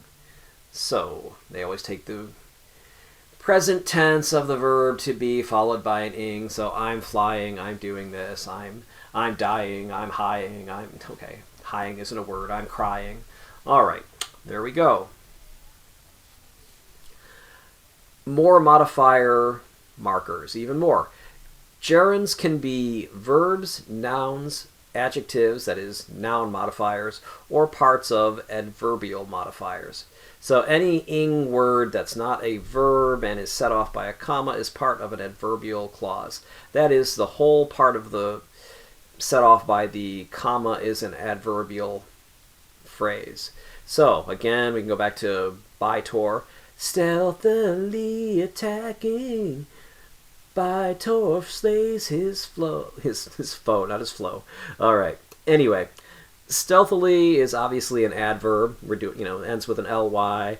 How is something happening while attacking? Okay, that's a verb. Well, okay, or it's a gerund. So anyway, so how is he attacking? He's attacking stealthily. And arrogantly twisting the sterile canvas snoot of a fully charged icing anointment utensil, he puts forth a quarter ounce of a green rosette near the summit dense the summit of a dense but radiant muffin of his own design. So that's Frank Zappa. How is the rosette being pooted? It's being pooted arrogantly. Ah, I see. So, one exception to the adverbial clause rule is a comma followed by including. So you can say something, I like fruit including grapes, apples, and oranges. The comma followed by including modifies fruit, which makes it a noun modifier, that is, an adjective. All right, let's move on. Edwards. Haha, not my name, not Edward. Haha, it's my middle name. But anyway, Edward, so past tense. Past tense of a verb, I fried an egg. Adjective, I ate the fried egg. Adverbial clause, feeling fried from a grueling day at work, Pam collapsed on her bed. An introductory ing or ed adverbial clause must refer to the main subject of the sentence. In the example immediately above, Pam is the subject who's fried. It must also make sense in the context of the rest of the sentence. The example wouldn't work if it said, feeling fried from a grueling day at work, Pam was 5 feet tall. Being tired or fried has nothing to do with the person's height, right? Okay, let's move on. Subordinators. I am the subordinator. No, okay, it's not that. The subordinator. These are modifiers that subordinate a clause, that is, it makes something less important. While being clean is important, you shouldn't spend so much time in the shower that you're late for work. These are different from opening or introductory mods because the opening mods have no verb and are thus not clauses. Here's the example expressed using an opening mod. While important, showering should not take so much time that you're late for work. So here you go, that's an opening mod. And a subordinate clause can talk about a different but related subject. For example, being clean versus showering. A modifier must refer to the same subject as the core sentence. So here we go. Subordinators. These are words that should cause you to check if a phrase is a subordinate clause. I'll try that again. Okay, subordinates. These are words that should cause you to check if a phrase is a subordinate clause after, although, because, before, even though, if, since, so, that, unless, until, when, while. So, you want to check these things to see, well, what do they mean? After what? Although, well, what? Because, so you're going to have to look at this and say, like, well, all right, what other phrase am I looking at? How do these relate to each other? You also want to watch out for illogical meanings. Illogical meanings, yeah, I've had a few of those, but anyway. Logical meanings, you can have a contrast word shouldn't be used if the two clauses don't contrast, and a continuation word shouldn't be used if the two clauses do contrast. So if you said something like, even though the bricks were heavy, Bob was tired after carrying them up the stairs, well, they don't contrast. Yeah, they were heavy, so Bob was tired after carrying up the steps. That makes sense. You wouldn't say even though, because that sounds like, well, even though the bricks were light, Bob was tired after carrying them up the steps. Well, maybe Bob isn't in great shape. Maybe Bob was already tired from doing something else, and this just didn't help. So, that would fix that problem. Bob was tired after laying bricks all day, so he ran for a 3-mile run. Again, those ideas aren't consistent, so wouldn't work there, right? Okay, let's move on. Noun-Verb-That-Noun-Verb. We've already discussed that you can't attach a dependent clause to another dependent clause and get a sentence. So, for example, this is not a sentence. I'm concerned about injuries such as chronic traumatic encephalopathy. I'm not sure I can pronounce this. Encephalopathy. Anyway, whatever that word is, incurred in football and other violent sports may literally cripple a significant portion of our future workforce. The problem is may literally cripple the verb phrase of the has no subject. What appears to be the subject, injuries, is a prepositional phrase and cannot be the subject of this sentence. So the easiest way to fix this is to change about to the subordinator that. So I am concerned that injuries such as chronic traumatic encephalopathy, encephalopathy. Ooh, I said it, encephalopathy. All right, anyway, encephalopathy incurred in football and other violent contact sports may literally cripple a significant portion of our workforce. Okay, really wordy sentence, but it does make a sentence. It does make sense. So we'll say, oh, okay, I'm concerned that, not that I'm concerned about. That doesn't make sense.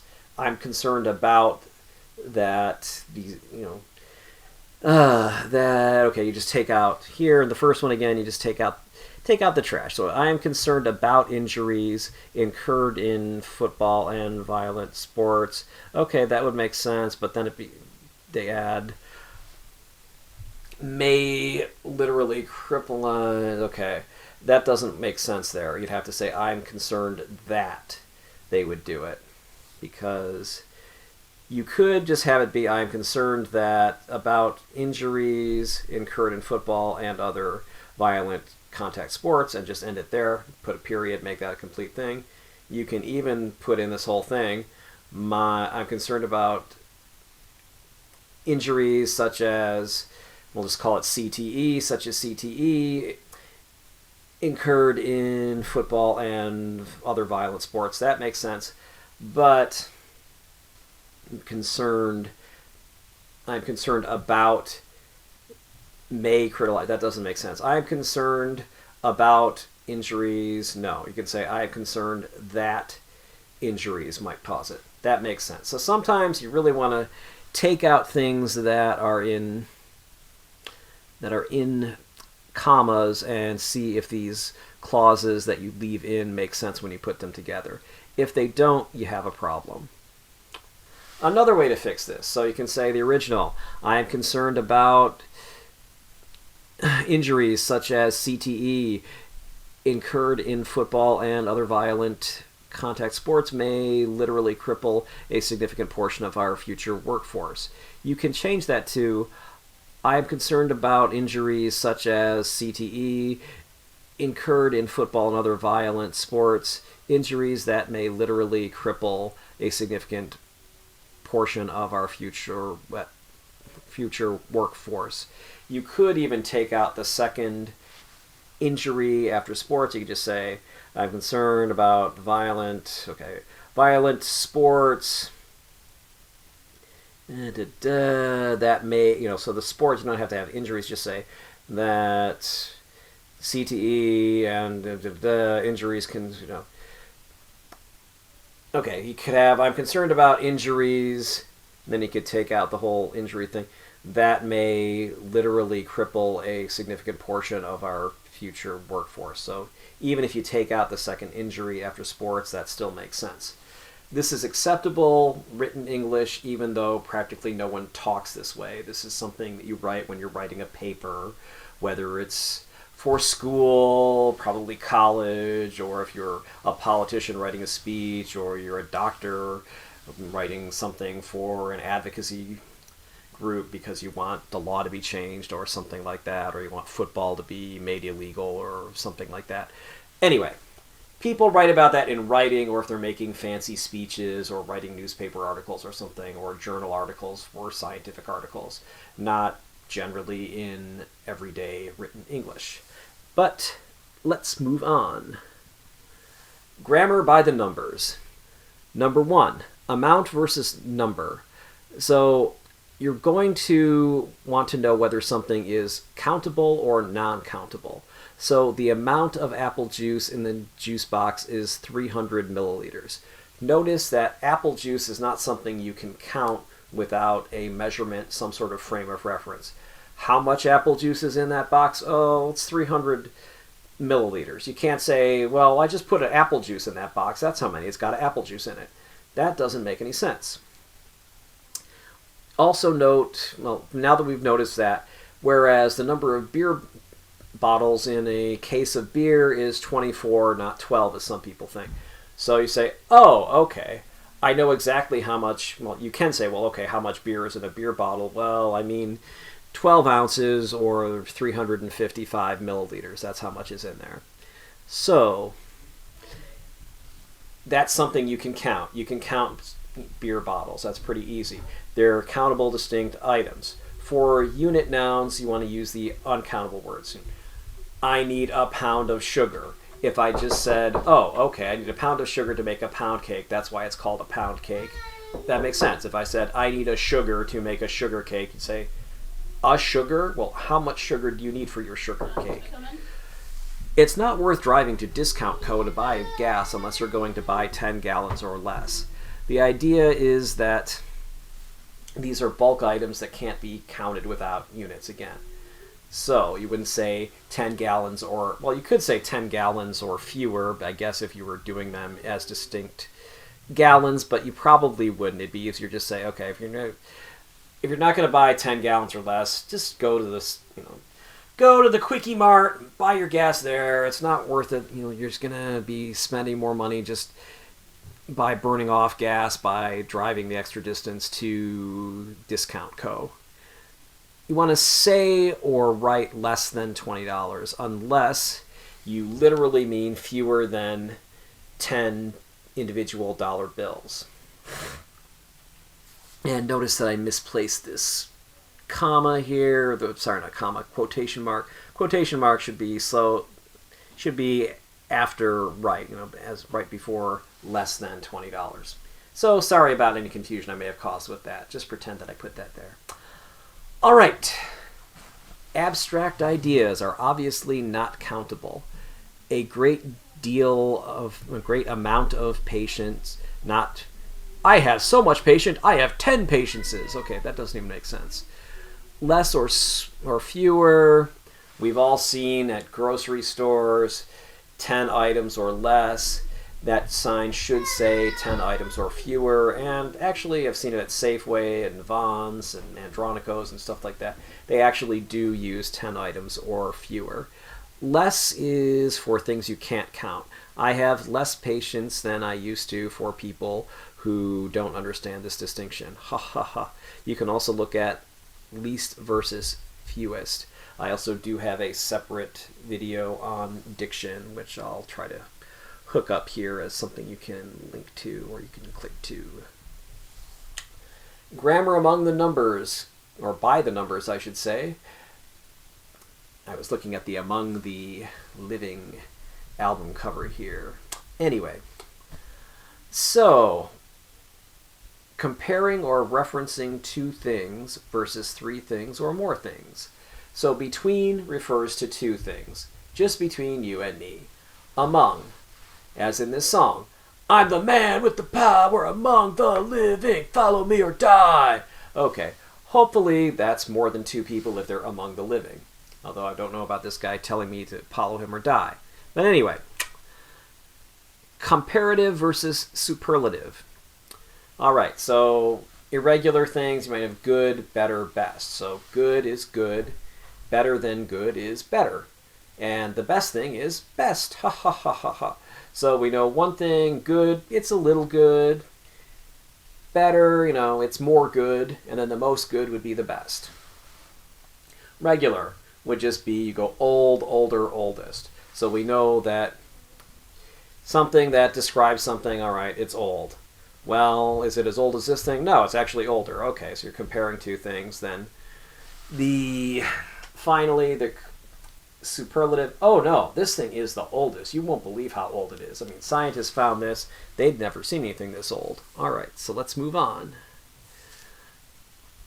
3, the word number should not be modified with greater. Right, sorry, it should be modified with greater, not more. So again, let's do that again. The word number should be modified with greater, not with more. This is a little confusing. Here's an example to clarify it.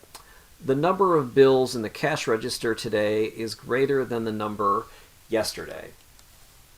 All right, so Stating that the number was more could be confusing, because what if somebody thinks you mean the value is more? Maybe, but maybe not. So one $500 bill would be worth more than 499 $1 bills, even though 499 $1 bills would be a greater number of bills than one bill, even though that denomination is $500. Does that make sense? So you should always say the number is greater, not more than something. It's something that you can count. All right. Number 4, you want to increase and decrease versus greater and less. So how do we compare those? All right, think about advertising. Our stock price is now 10% greater. Well, greater than what? The cost of a latte, 10% greater than $1, 10% greater than $10 million. If they don't tell you, it's a meaningless comparison. So it's better to say our stock price increased by 10% since last week, although you still have the problem. Okay, well, what was the price last week? Candy costs 10% less. Again, than what? Than a Mercedes? I don't know. Try candy prices have decreased by 10% since last month. So also, if you don't have a frame of reference as to versus how much, when did it happen, it doesn't mean very much. Also, you want to watch for redundancy. The price of a Ford Mustang increased by 15%. You don't need to include increase with rose by 15%. Same goes for fell by a 15% decrease. You can just use one or the other, that it fell by 15% or it had a 15% decrease, or it increased by 15% or had a 15% increase. Make sense? Okay. Problem set, page 66 on the Manhattan Prep, or in the Manhattan Prep, I should say, in the Manhattan Prep GMAT guide that I use here, which is the definitive guide to the verbal section of the GMAT. All right. So it's page 66, 67. Anyway, so problems 1 through 6 contain one or more underlined modifiers. For each of these modifiers, 1, identify the word or words, if any, that it modifies and indicate if the modifier is correct. If the modifier is incorrect, suggest one way to correct the error. So, a recent formed militia. Okay, please tell me that you know this should be recently. Consisting of lightly armed peasants. Well, that makes sense. Lightly modifies armed, which is an adjective, so that works as an adverb, which lightly is. Yay! And a few retired army officers. Okay. Army officers are a noun. Retired is, well, here it's an adjective, so that works. Is fighting a bitterly civil. No, it's a bitter civil war. Bitterly civil, I don't know, what would that be like? Please pass the potatoes. Fine, I'll pass the potatoes. I don't know, that doesn't even make sense. So, okay, so we can see that recent and bitterly are both wrong. Let's check that. Okay, for sure. All right, so recently. Yes, we got that. Lightly, that's fine. Retired is fine. And bitterly improperly modified civil war should be bitter. Yay! All right, number 2, Angola, which was ravaged by civil war for many years after it gained independence from Portugal, which is now one of... Okay, now this is a mess. I mean, the second... Are they saying that Portugal is one of Africa's successes? Okay, it can't be because it's Portugal. That's not even in Africa. It's not too far away, but it's not in Africa. So, okay, so definitely we're going to have to say Angola, now one of Africa's success stories, was previously ravaged by civil war, or was ravaged by civil war for many years after it gained independence from Portugal. Okay, Okay, so I'd have to say something like where, okay, parliamentary elections are to be held later this week. Okay, this is a mess.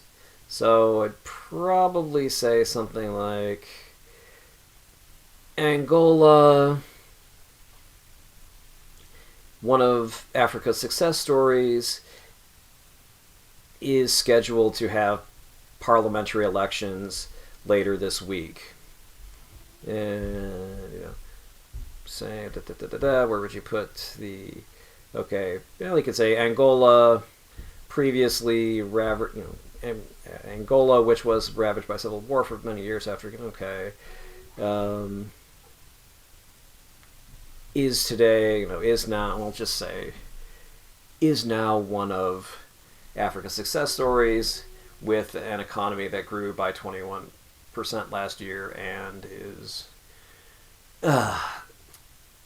scheduled to have parliamentary elections later this week. Wow. So let's take a look at how we do it here. Okay. So we have several adjectival phrases that all modify Angola. So it looks like, as I said, that Africa's modifies Portugal, which is nonsensical. Portugal is in Europe. Similar, which is one of Africa's success stories appears to be the subject of, has an economy that grew, but a which modifier's noun can't be a subject. So, so where parliamentary appears to modify last year. So where modifies places, not times. Okay, so, oh, I see. Yes. Okay, so it would have to be, instead of where, have to be in which. So you can do something like that. And what I did before said, okay, previously ravaged by civil war, but now one of Africa's success stories with an economy that grew by 21% last year. Angola will have parliamentary elections next week. So you can see that one, you just had to really take it apart and completely rewrite the whole thing. Luckily for you, if you get something that's this bad, they will give you answer choices, so hopefully you'll just be able to say, okay, can I find one that makes sense? And that should be the right answer here.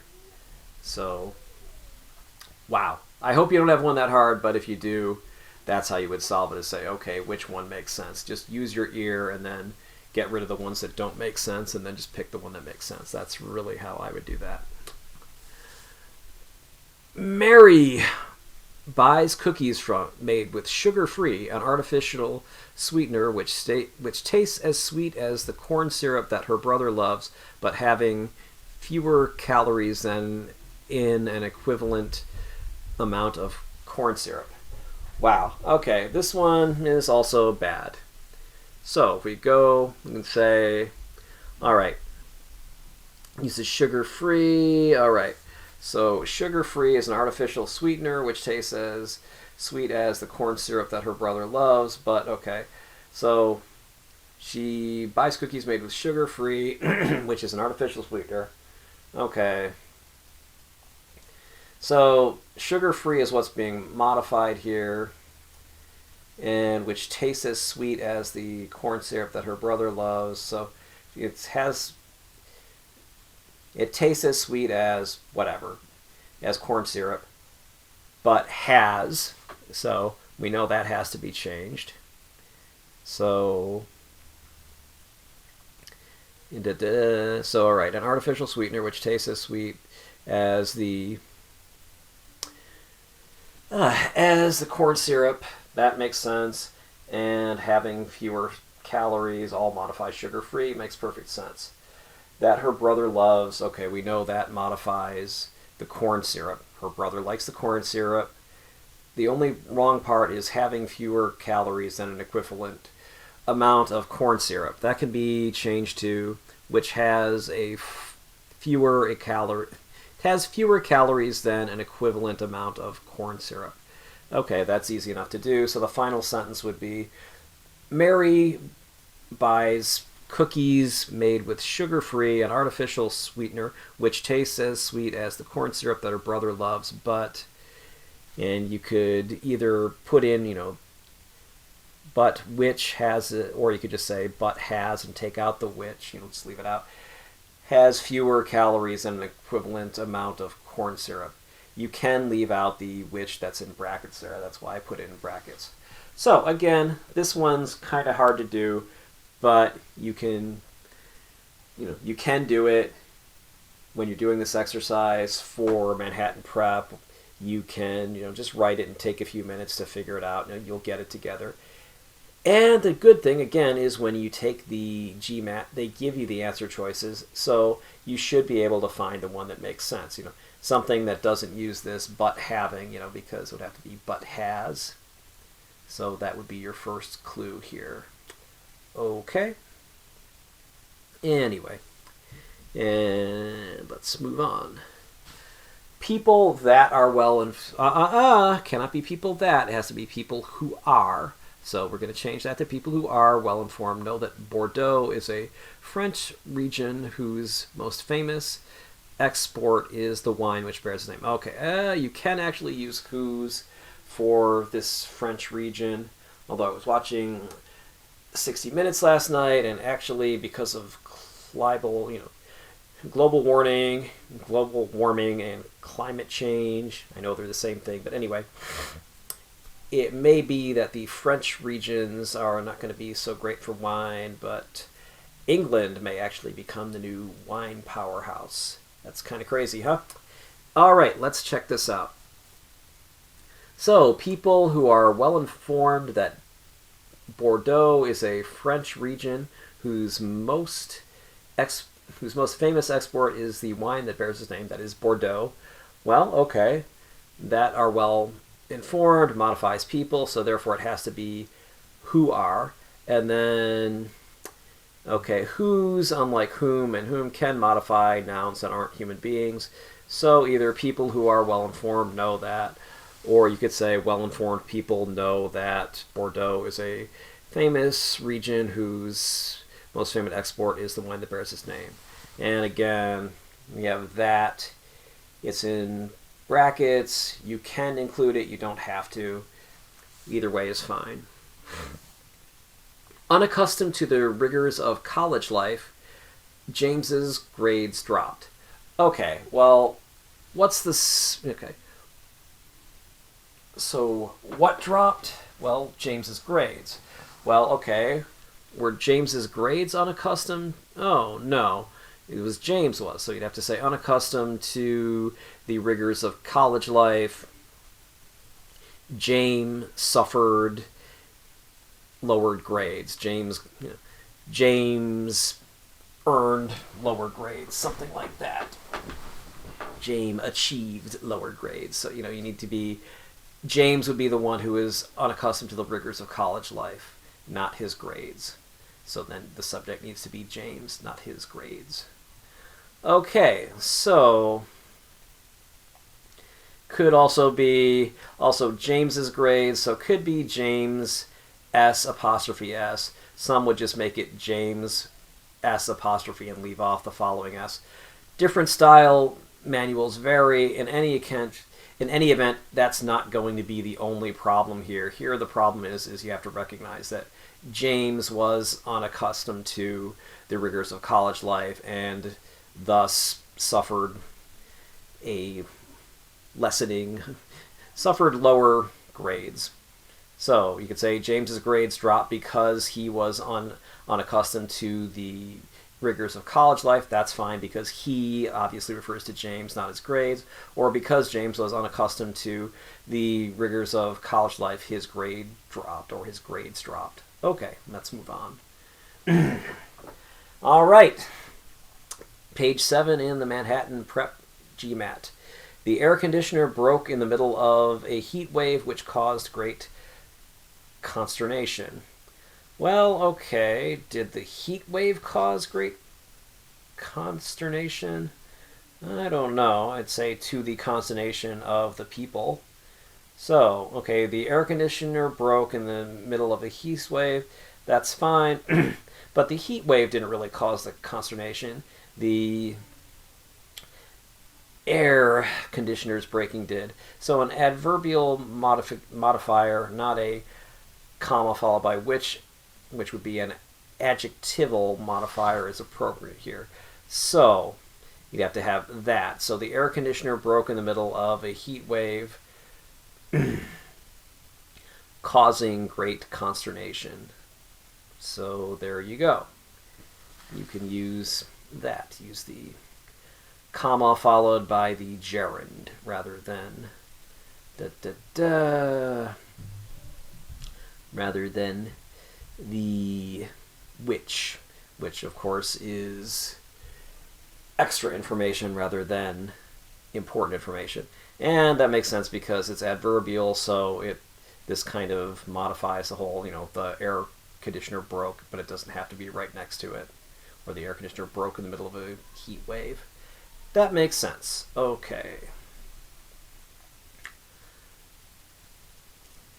United, we bargain. Divided, we beg. So, what we have here is questions 7 through 10. These are highlighted. They're boxed in the Manhattan Prep book, but since that's hard for me to do, I just used highlighting instead. So, you want to use the rules from this chapter to correct any errors you can find in the boxed areas. Don't change anything that's not boxed. Okay, that should be highlighted, so don't change anything that's not highlighted. The negotiations between the company, the union, and the city government. All right, so I can already see, since there's more than 2 parties, there are 3, that should be among rather than between. Were initially contentious, so they were angry at each other, they were fighting, but ultimately amicable. Well, that'd be fine. Amicable means friendly, and in the end they were, so that would make perfect sense. And eventually they were initially contentious, but yeah, that makes perfect sense. So it would have to be among. All right, so between, that's fine. In between, it's not fine. That should be among, so that would work. Ultimately, that works fine where it is, because amicable is an adjective. It describes the negotiations, and ultimately would be an adverb that modifies that adjective. All right, let's move on. Problem set, page 68 in Manhattan Prep GMAT. Jim is trying to reduce the number of soda that he drank. Okay, well, number of soda, 1, if you can quantify soda, which you could say, well, if 1 can of soda you count as a soda, you could do that, but this is the number of soda, so you'd have to say the amount of soda, because it's an amount that you can't measure. It's something you need some sort of frame of reference, like an amount, 10 ounces, 12 ounces, 355 milliliters, something like that. However, his resolve to drink fewer soda was sorely tested. He found himself quaffing many of soda. Okay, his resolve to drink less soda was sorely tested, and he found himself, okay, so he was trying to, okay.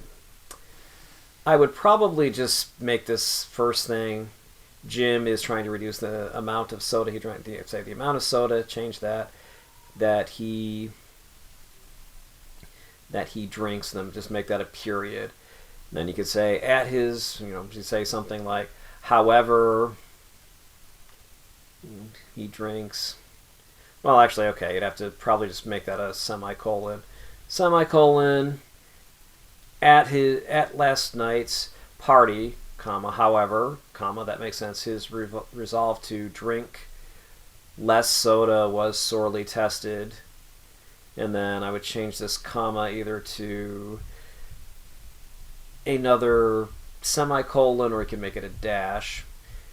He found himself quaffing, you'd say many, well, it'd be many of sodas, okay.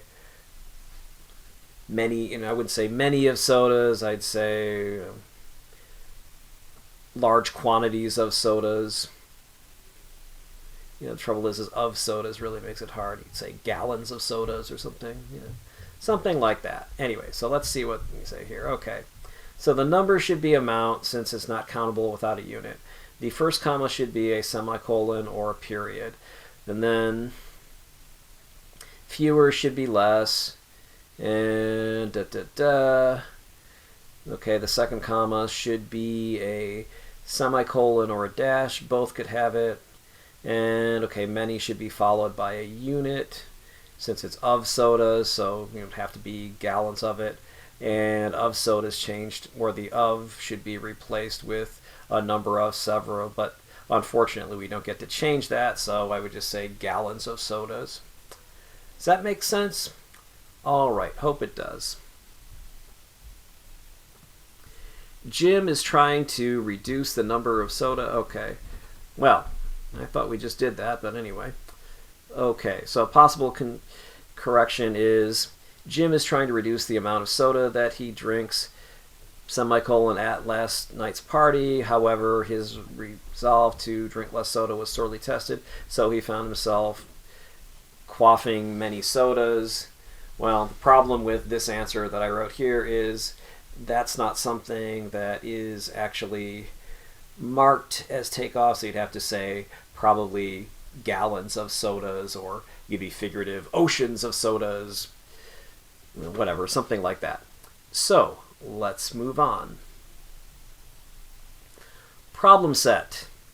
Page 68, Manhattan Prep, GMAT.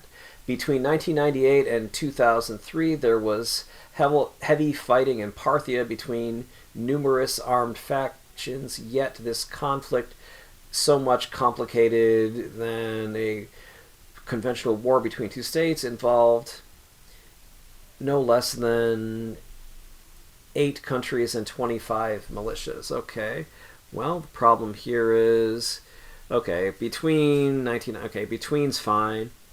And second, between, okay, since it's more than 2 people, they say it's numerous people, that's definitely more than 2, so it'd have to be among. So, okay, yet is illogical because it was more complicated than a conventional war. Well, yeah, we know that because it involves more than 2 people, so, or more than 2 factions, so it'd have to be. So you would want to say complicated warfare is consistent with heavy fighting, so replace that with a comma and a conjunction such as and. This is there's heavy fighting between numerous armed factions.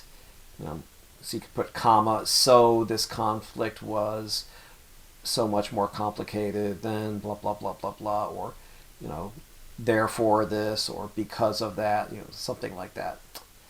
All right, the third between 2 states, that makes sense because they're talking about conventional war between 2 states.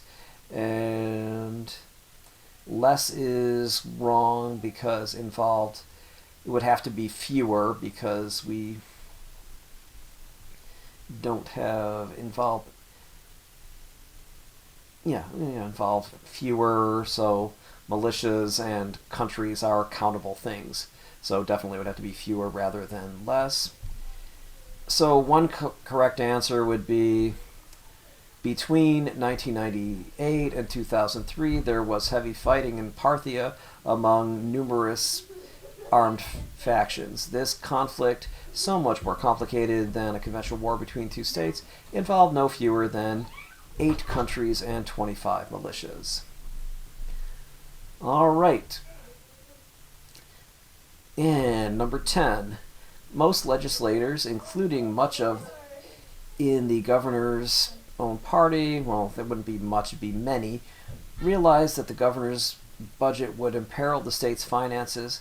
Nevertheless, the budget is likely to be approved because few legislators want to anger voters by cutting spending or raising taxes.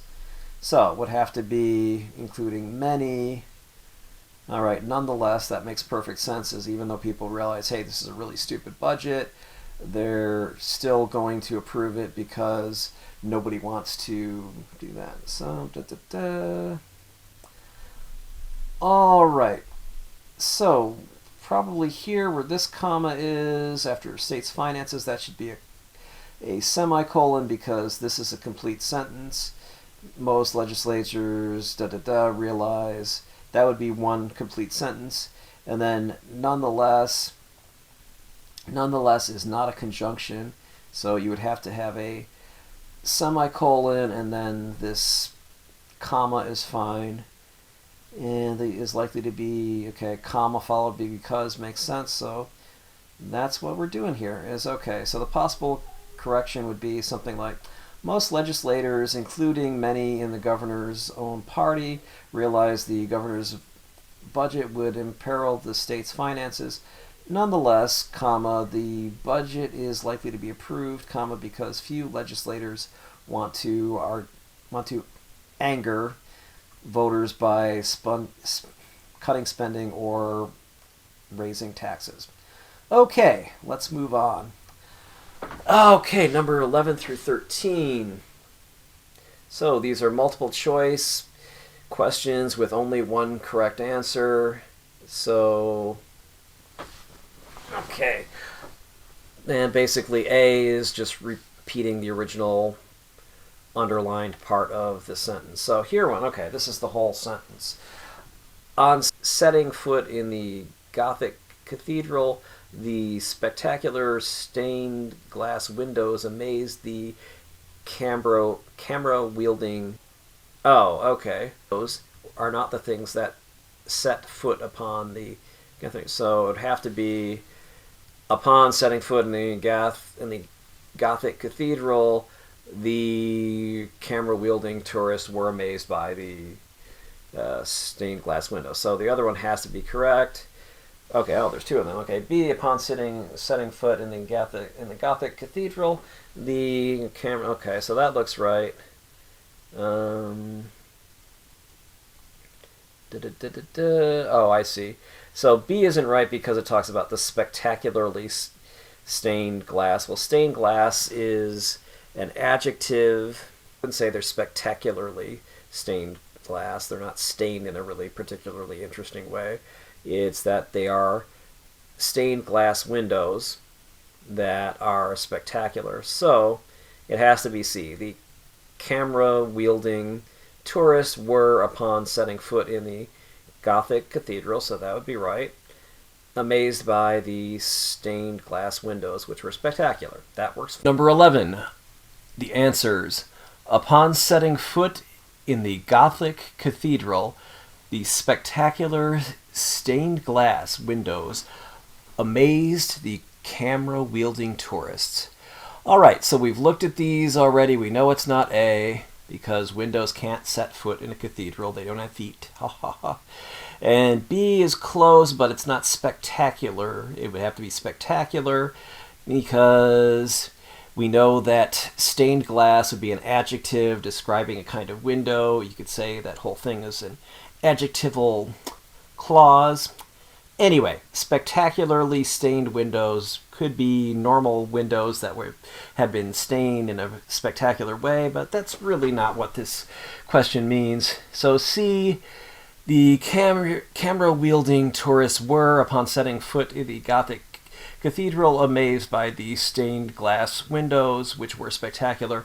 This one is right, although a bit clunky, but they will do that on purpose, give you one that's clunky and doesn't sound as good as one that has a mistake that you might be able to miss, so that way you pick the wrong answer. Don't be that person. Just say, okay, this is a stupid answer, but it's the only one that's right. Or you can call it the least stupid answer. Let's move on. 12. Mount Everest, which is the tallest mountain on Earth, lies on the border between Nepal and Tibet, first summited by Tenzing Norgay and Edmund Hillary in 1953. Well, all right, we can see the one problem is the border of Nepal and Tibet was not first summited by Norgay and Hillary. It would have to be Mount Everest, so I would want to put that next to the tallest mountain on Earth. Those should be two things that both modify Mount Everest. Okay, so can't be A because we already saw that's a problem. B, the problem is it looks like Edmund Hillary is the tallest mountain on Earth. No, I'm pretty sure he's a guy, not a mountain, and he's definitely not the tallest anything on the Earth. And so, first summited by Tenzing Norgay and Edmund Hillary in 1953, Mount Everest, okay, the tallest mountain on Earth, makes sense. Okay, lies between the border of Nepal and Tibet. All right, so C is the only possible right answer, and there you go. Well, it's the only one out of these three. So we can see that's correct. I've already explained why these other two are wrong, so let's move on. Right, so number 13, lucky 13. The population of San Antonio increased more than it did in the United States in 2016, adding almost 66 people per day. All right, so, well, maybe, but let's look at B. San Antonio increased more than it did in any other city, so the population increased more in San Antonio than it did in any other city in the United States, adding almost. All right, well, that sounds about right. C. San Antonio increased more than the population, so the population of San Antonio increased more than the population of any other U.S. city, almost adding. Well, okay, C, I see almost adding. That sounds like it could have been that, yeah, almost 66 people a day decided they were going to move to San Antonio, but then they had a change of heart. They got a better job offer maybe in Houston, so they decided to move to Houston instead. Ha ha ha. So C can't be right. And then the same problem here is with A. Let's look at this. A, the population of San Antonio increased more than it did in any other U.S. city. Well, the trouble is the population of San Antonio generally would only make sense if it increased in San Antonio. If the population of San Antonio increased in Houston, then they'd be moving to Houston and they would really become the population of Houston. So that doesn't make a lot of sense. Or if they did in Austin or any other city. Then B, the population of San Antonio increased more in San Antonio, or the population increased more in San Antonio than it did in any other city in the United States in 2016, adding almost. All right, adding almost 66 people per day. Oh, that makes sense because almost 66 means if you average it out, it's 65.9 or something like that. So it's almost 66 people per day. That makes perfect sense. So B is the right answer. This should help you with the basics of sentence correction. Now practice. I've covered the basics with you here. So as the old joke goes, how do I get to Carnegie Hall? Practice, practice, practice. Or as a samurai would say, the more you sweat in peace, the less you bleed in war. We can arrange more meetings for in-depth review of the GMAT or other standardized test reading comprehension. We can do it through collabful groups. Please check them out to see what I have to work with you. And this is being recorded right after Christmas in 2021, definitely January of 2022. We're going to have several collabful groups. Going to be relatively cheap. I believe about $10 a head for group instruction. Or if you want to work with me one-on-one, just contact me at john@johnlinnebaugh.com or at 415-623-4251. I'm happy to answer any questions you may have, and my information is on my profile and at johnlinnebaughtutoring.com. Hope this helped. All right, and if you like this, hey, why not subscribe to my channel? Wouldn't that be a great idea? You'd be helping me out. It's free. They have all these wonderful videos like this one that you've just watched on it. Why not subscribe? Why not share? Why not help me out? All right. Thanks. Have a good day.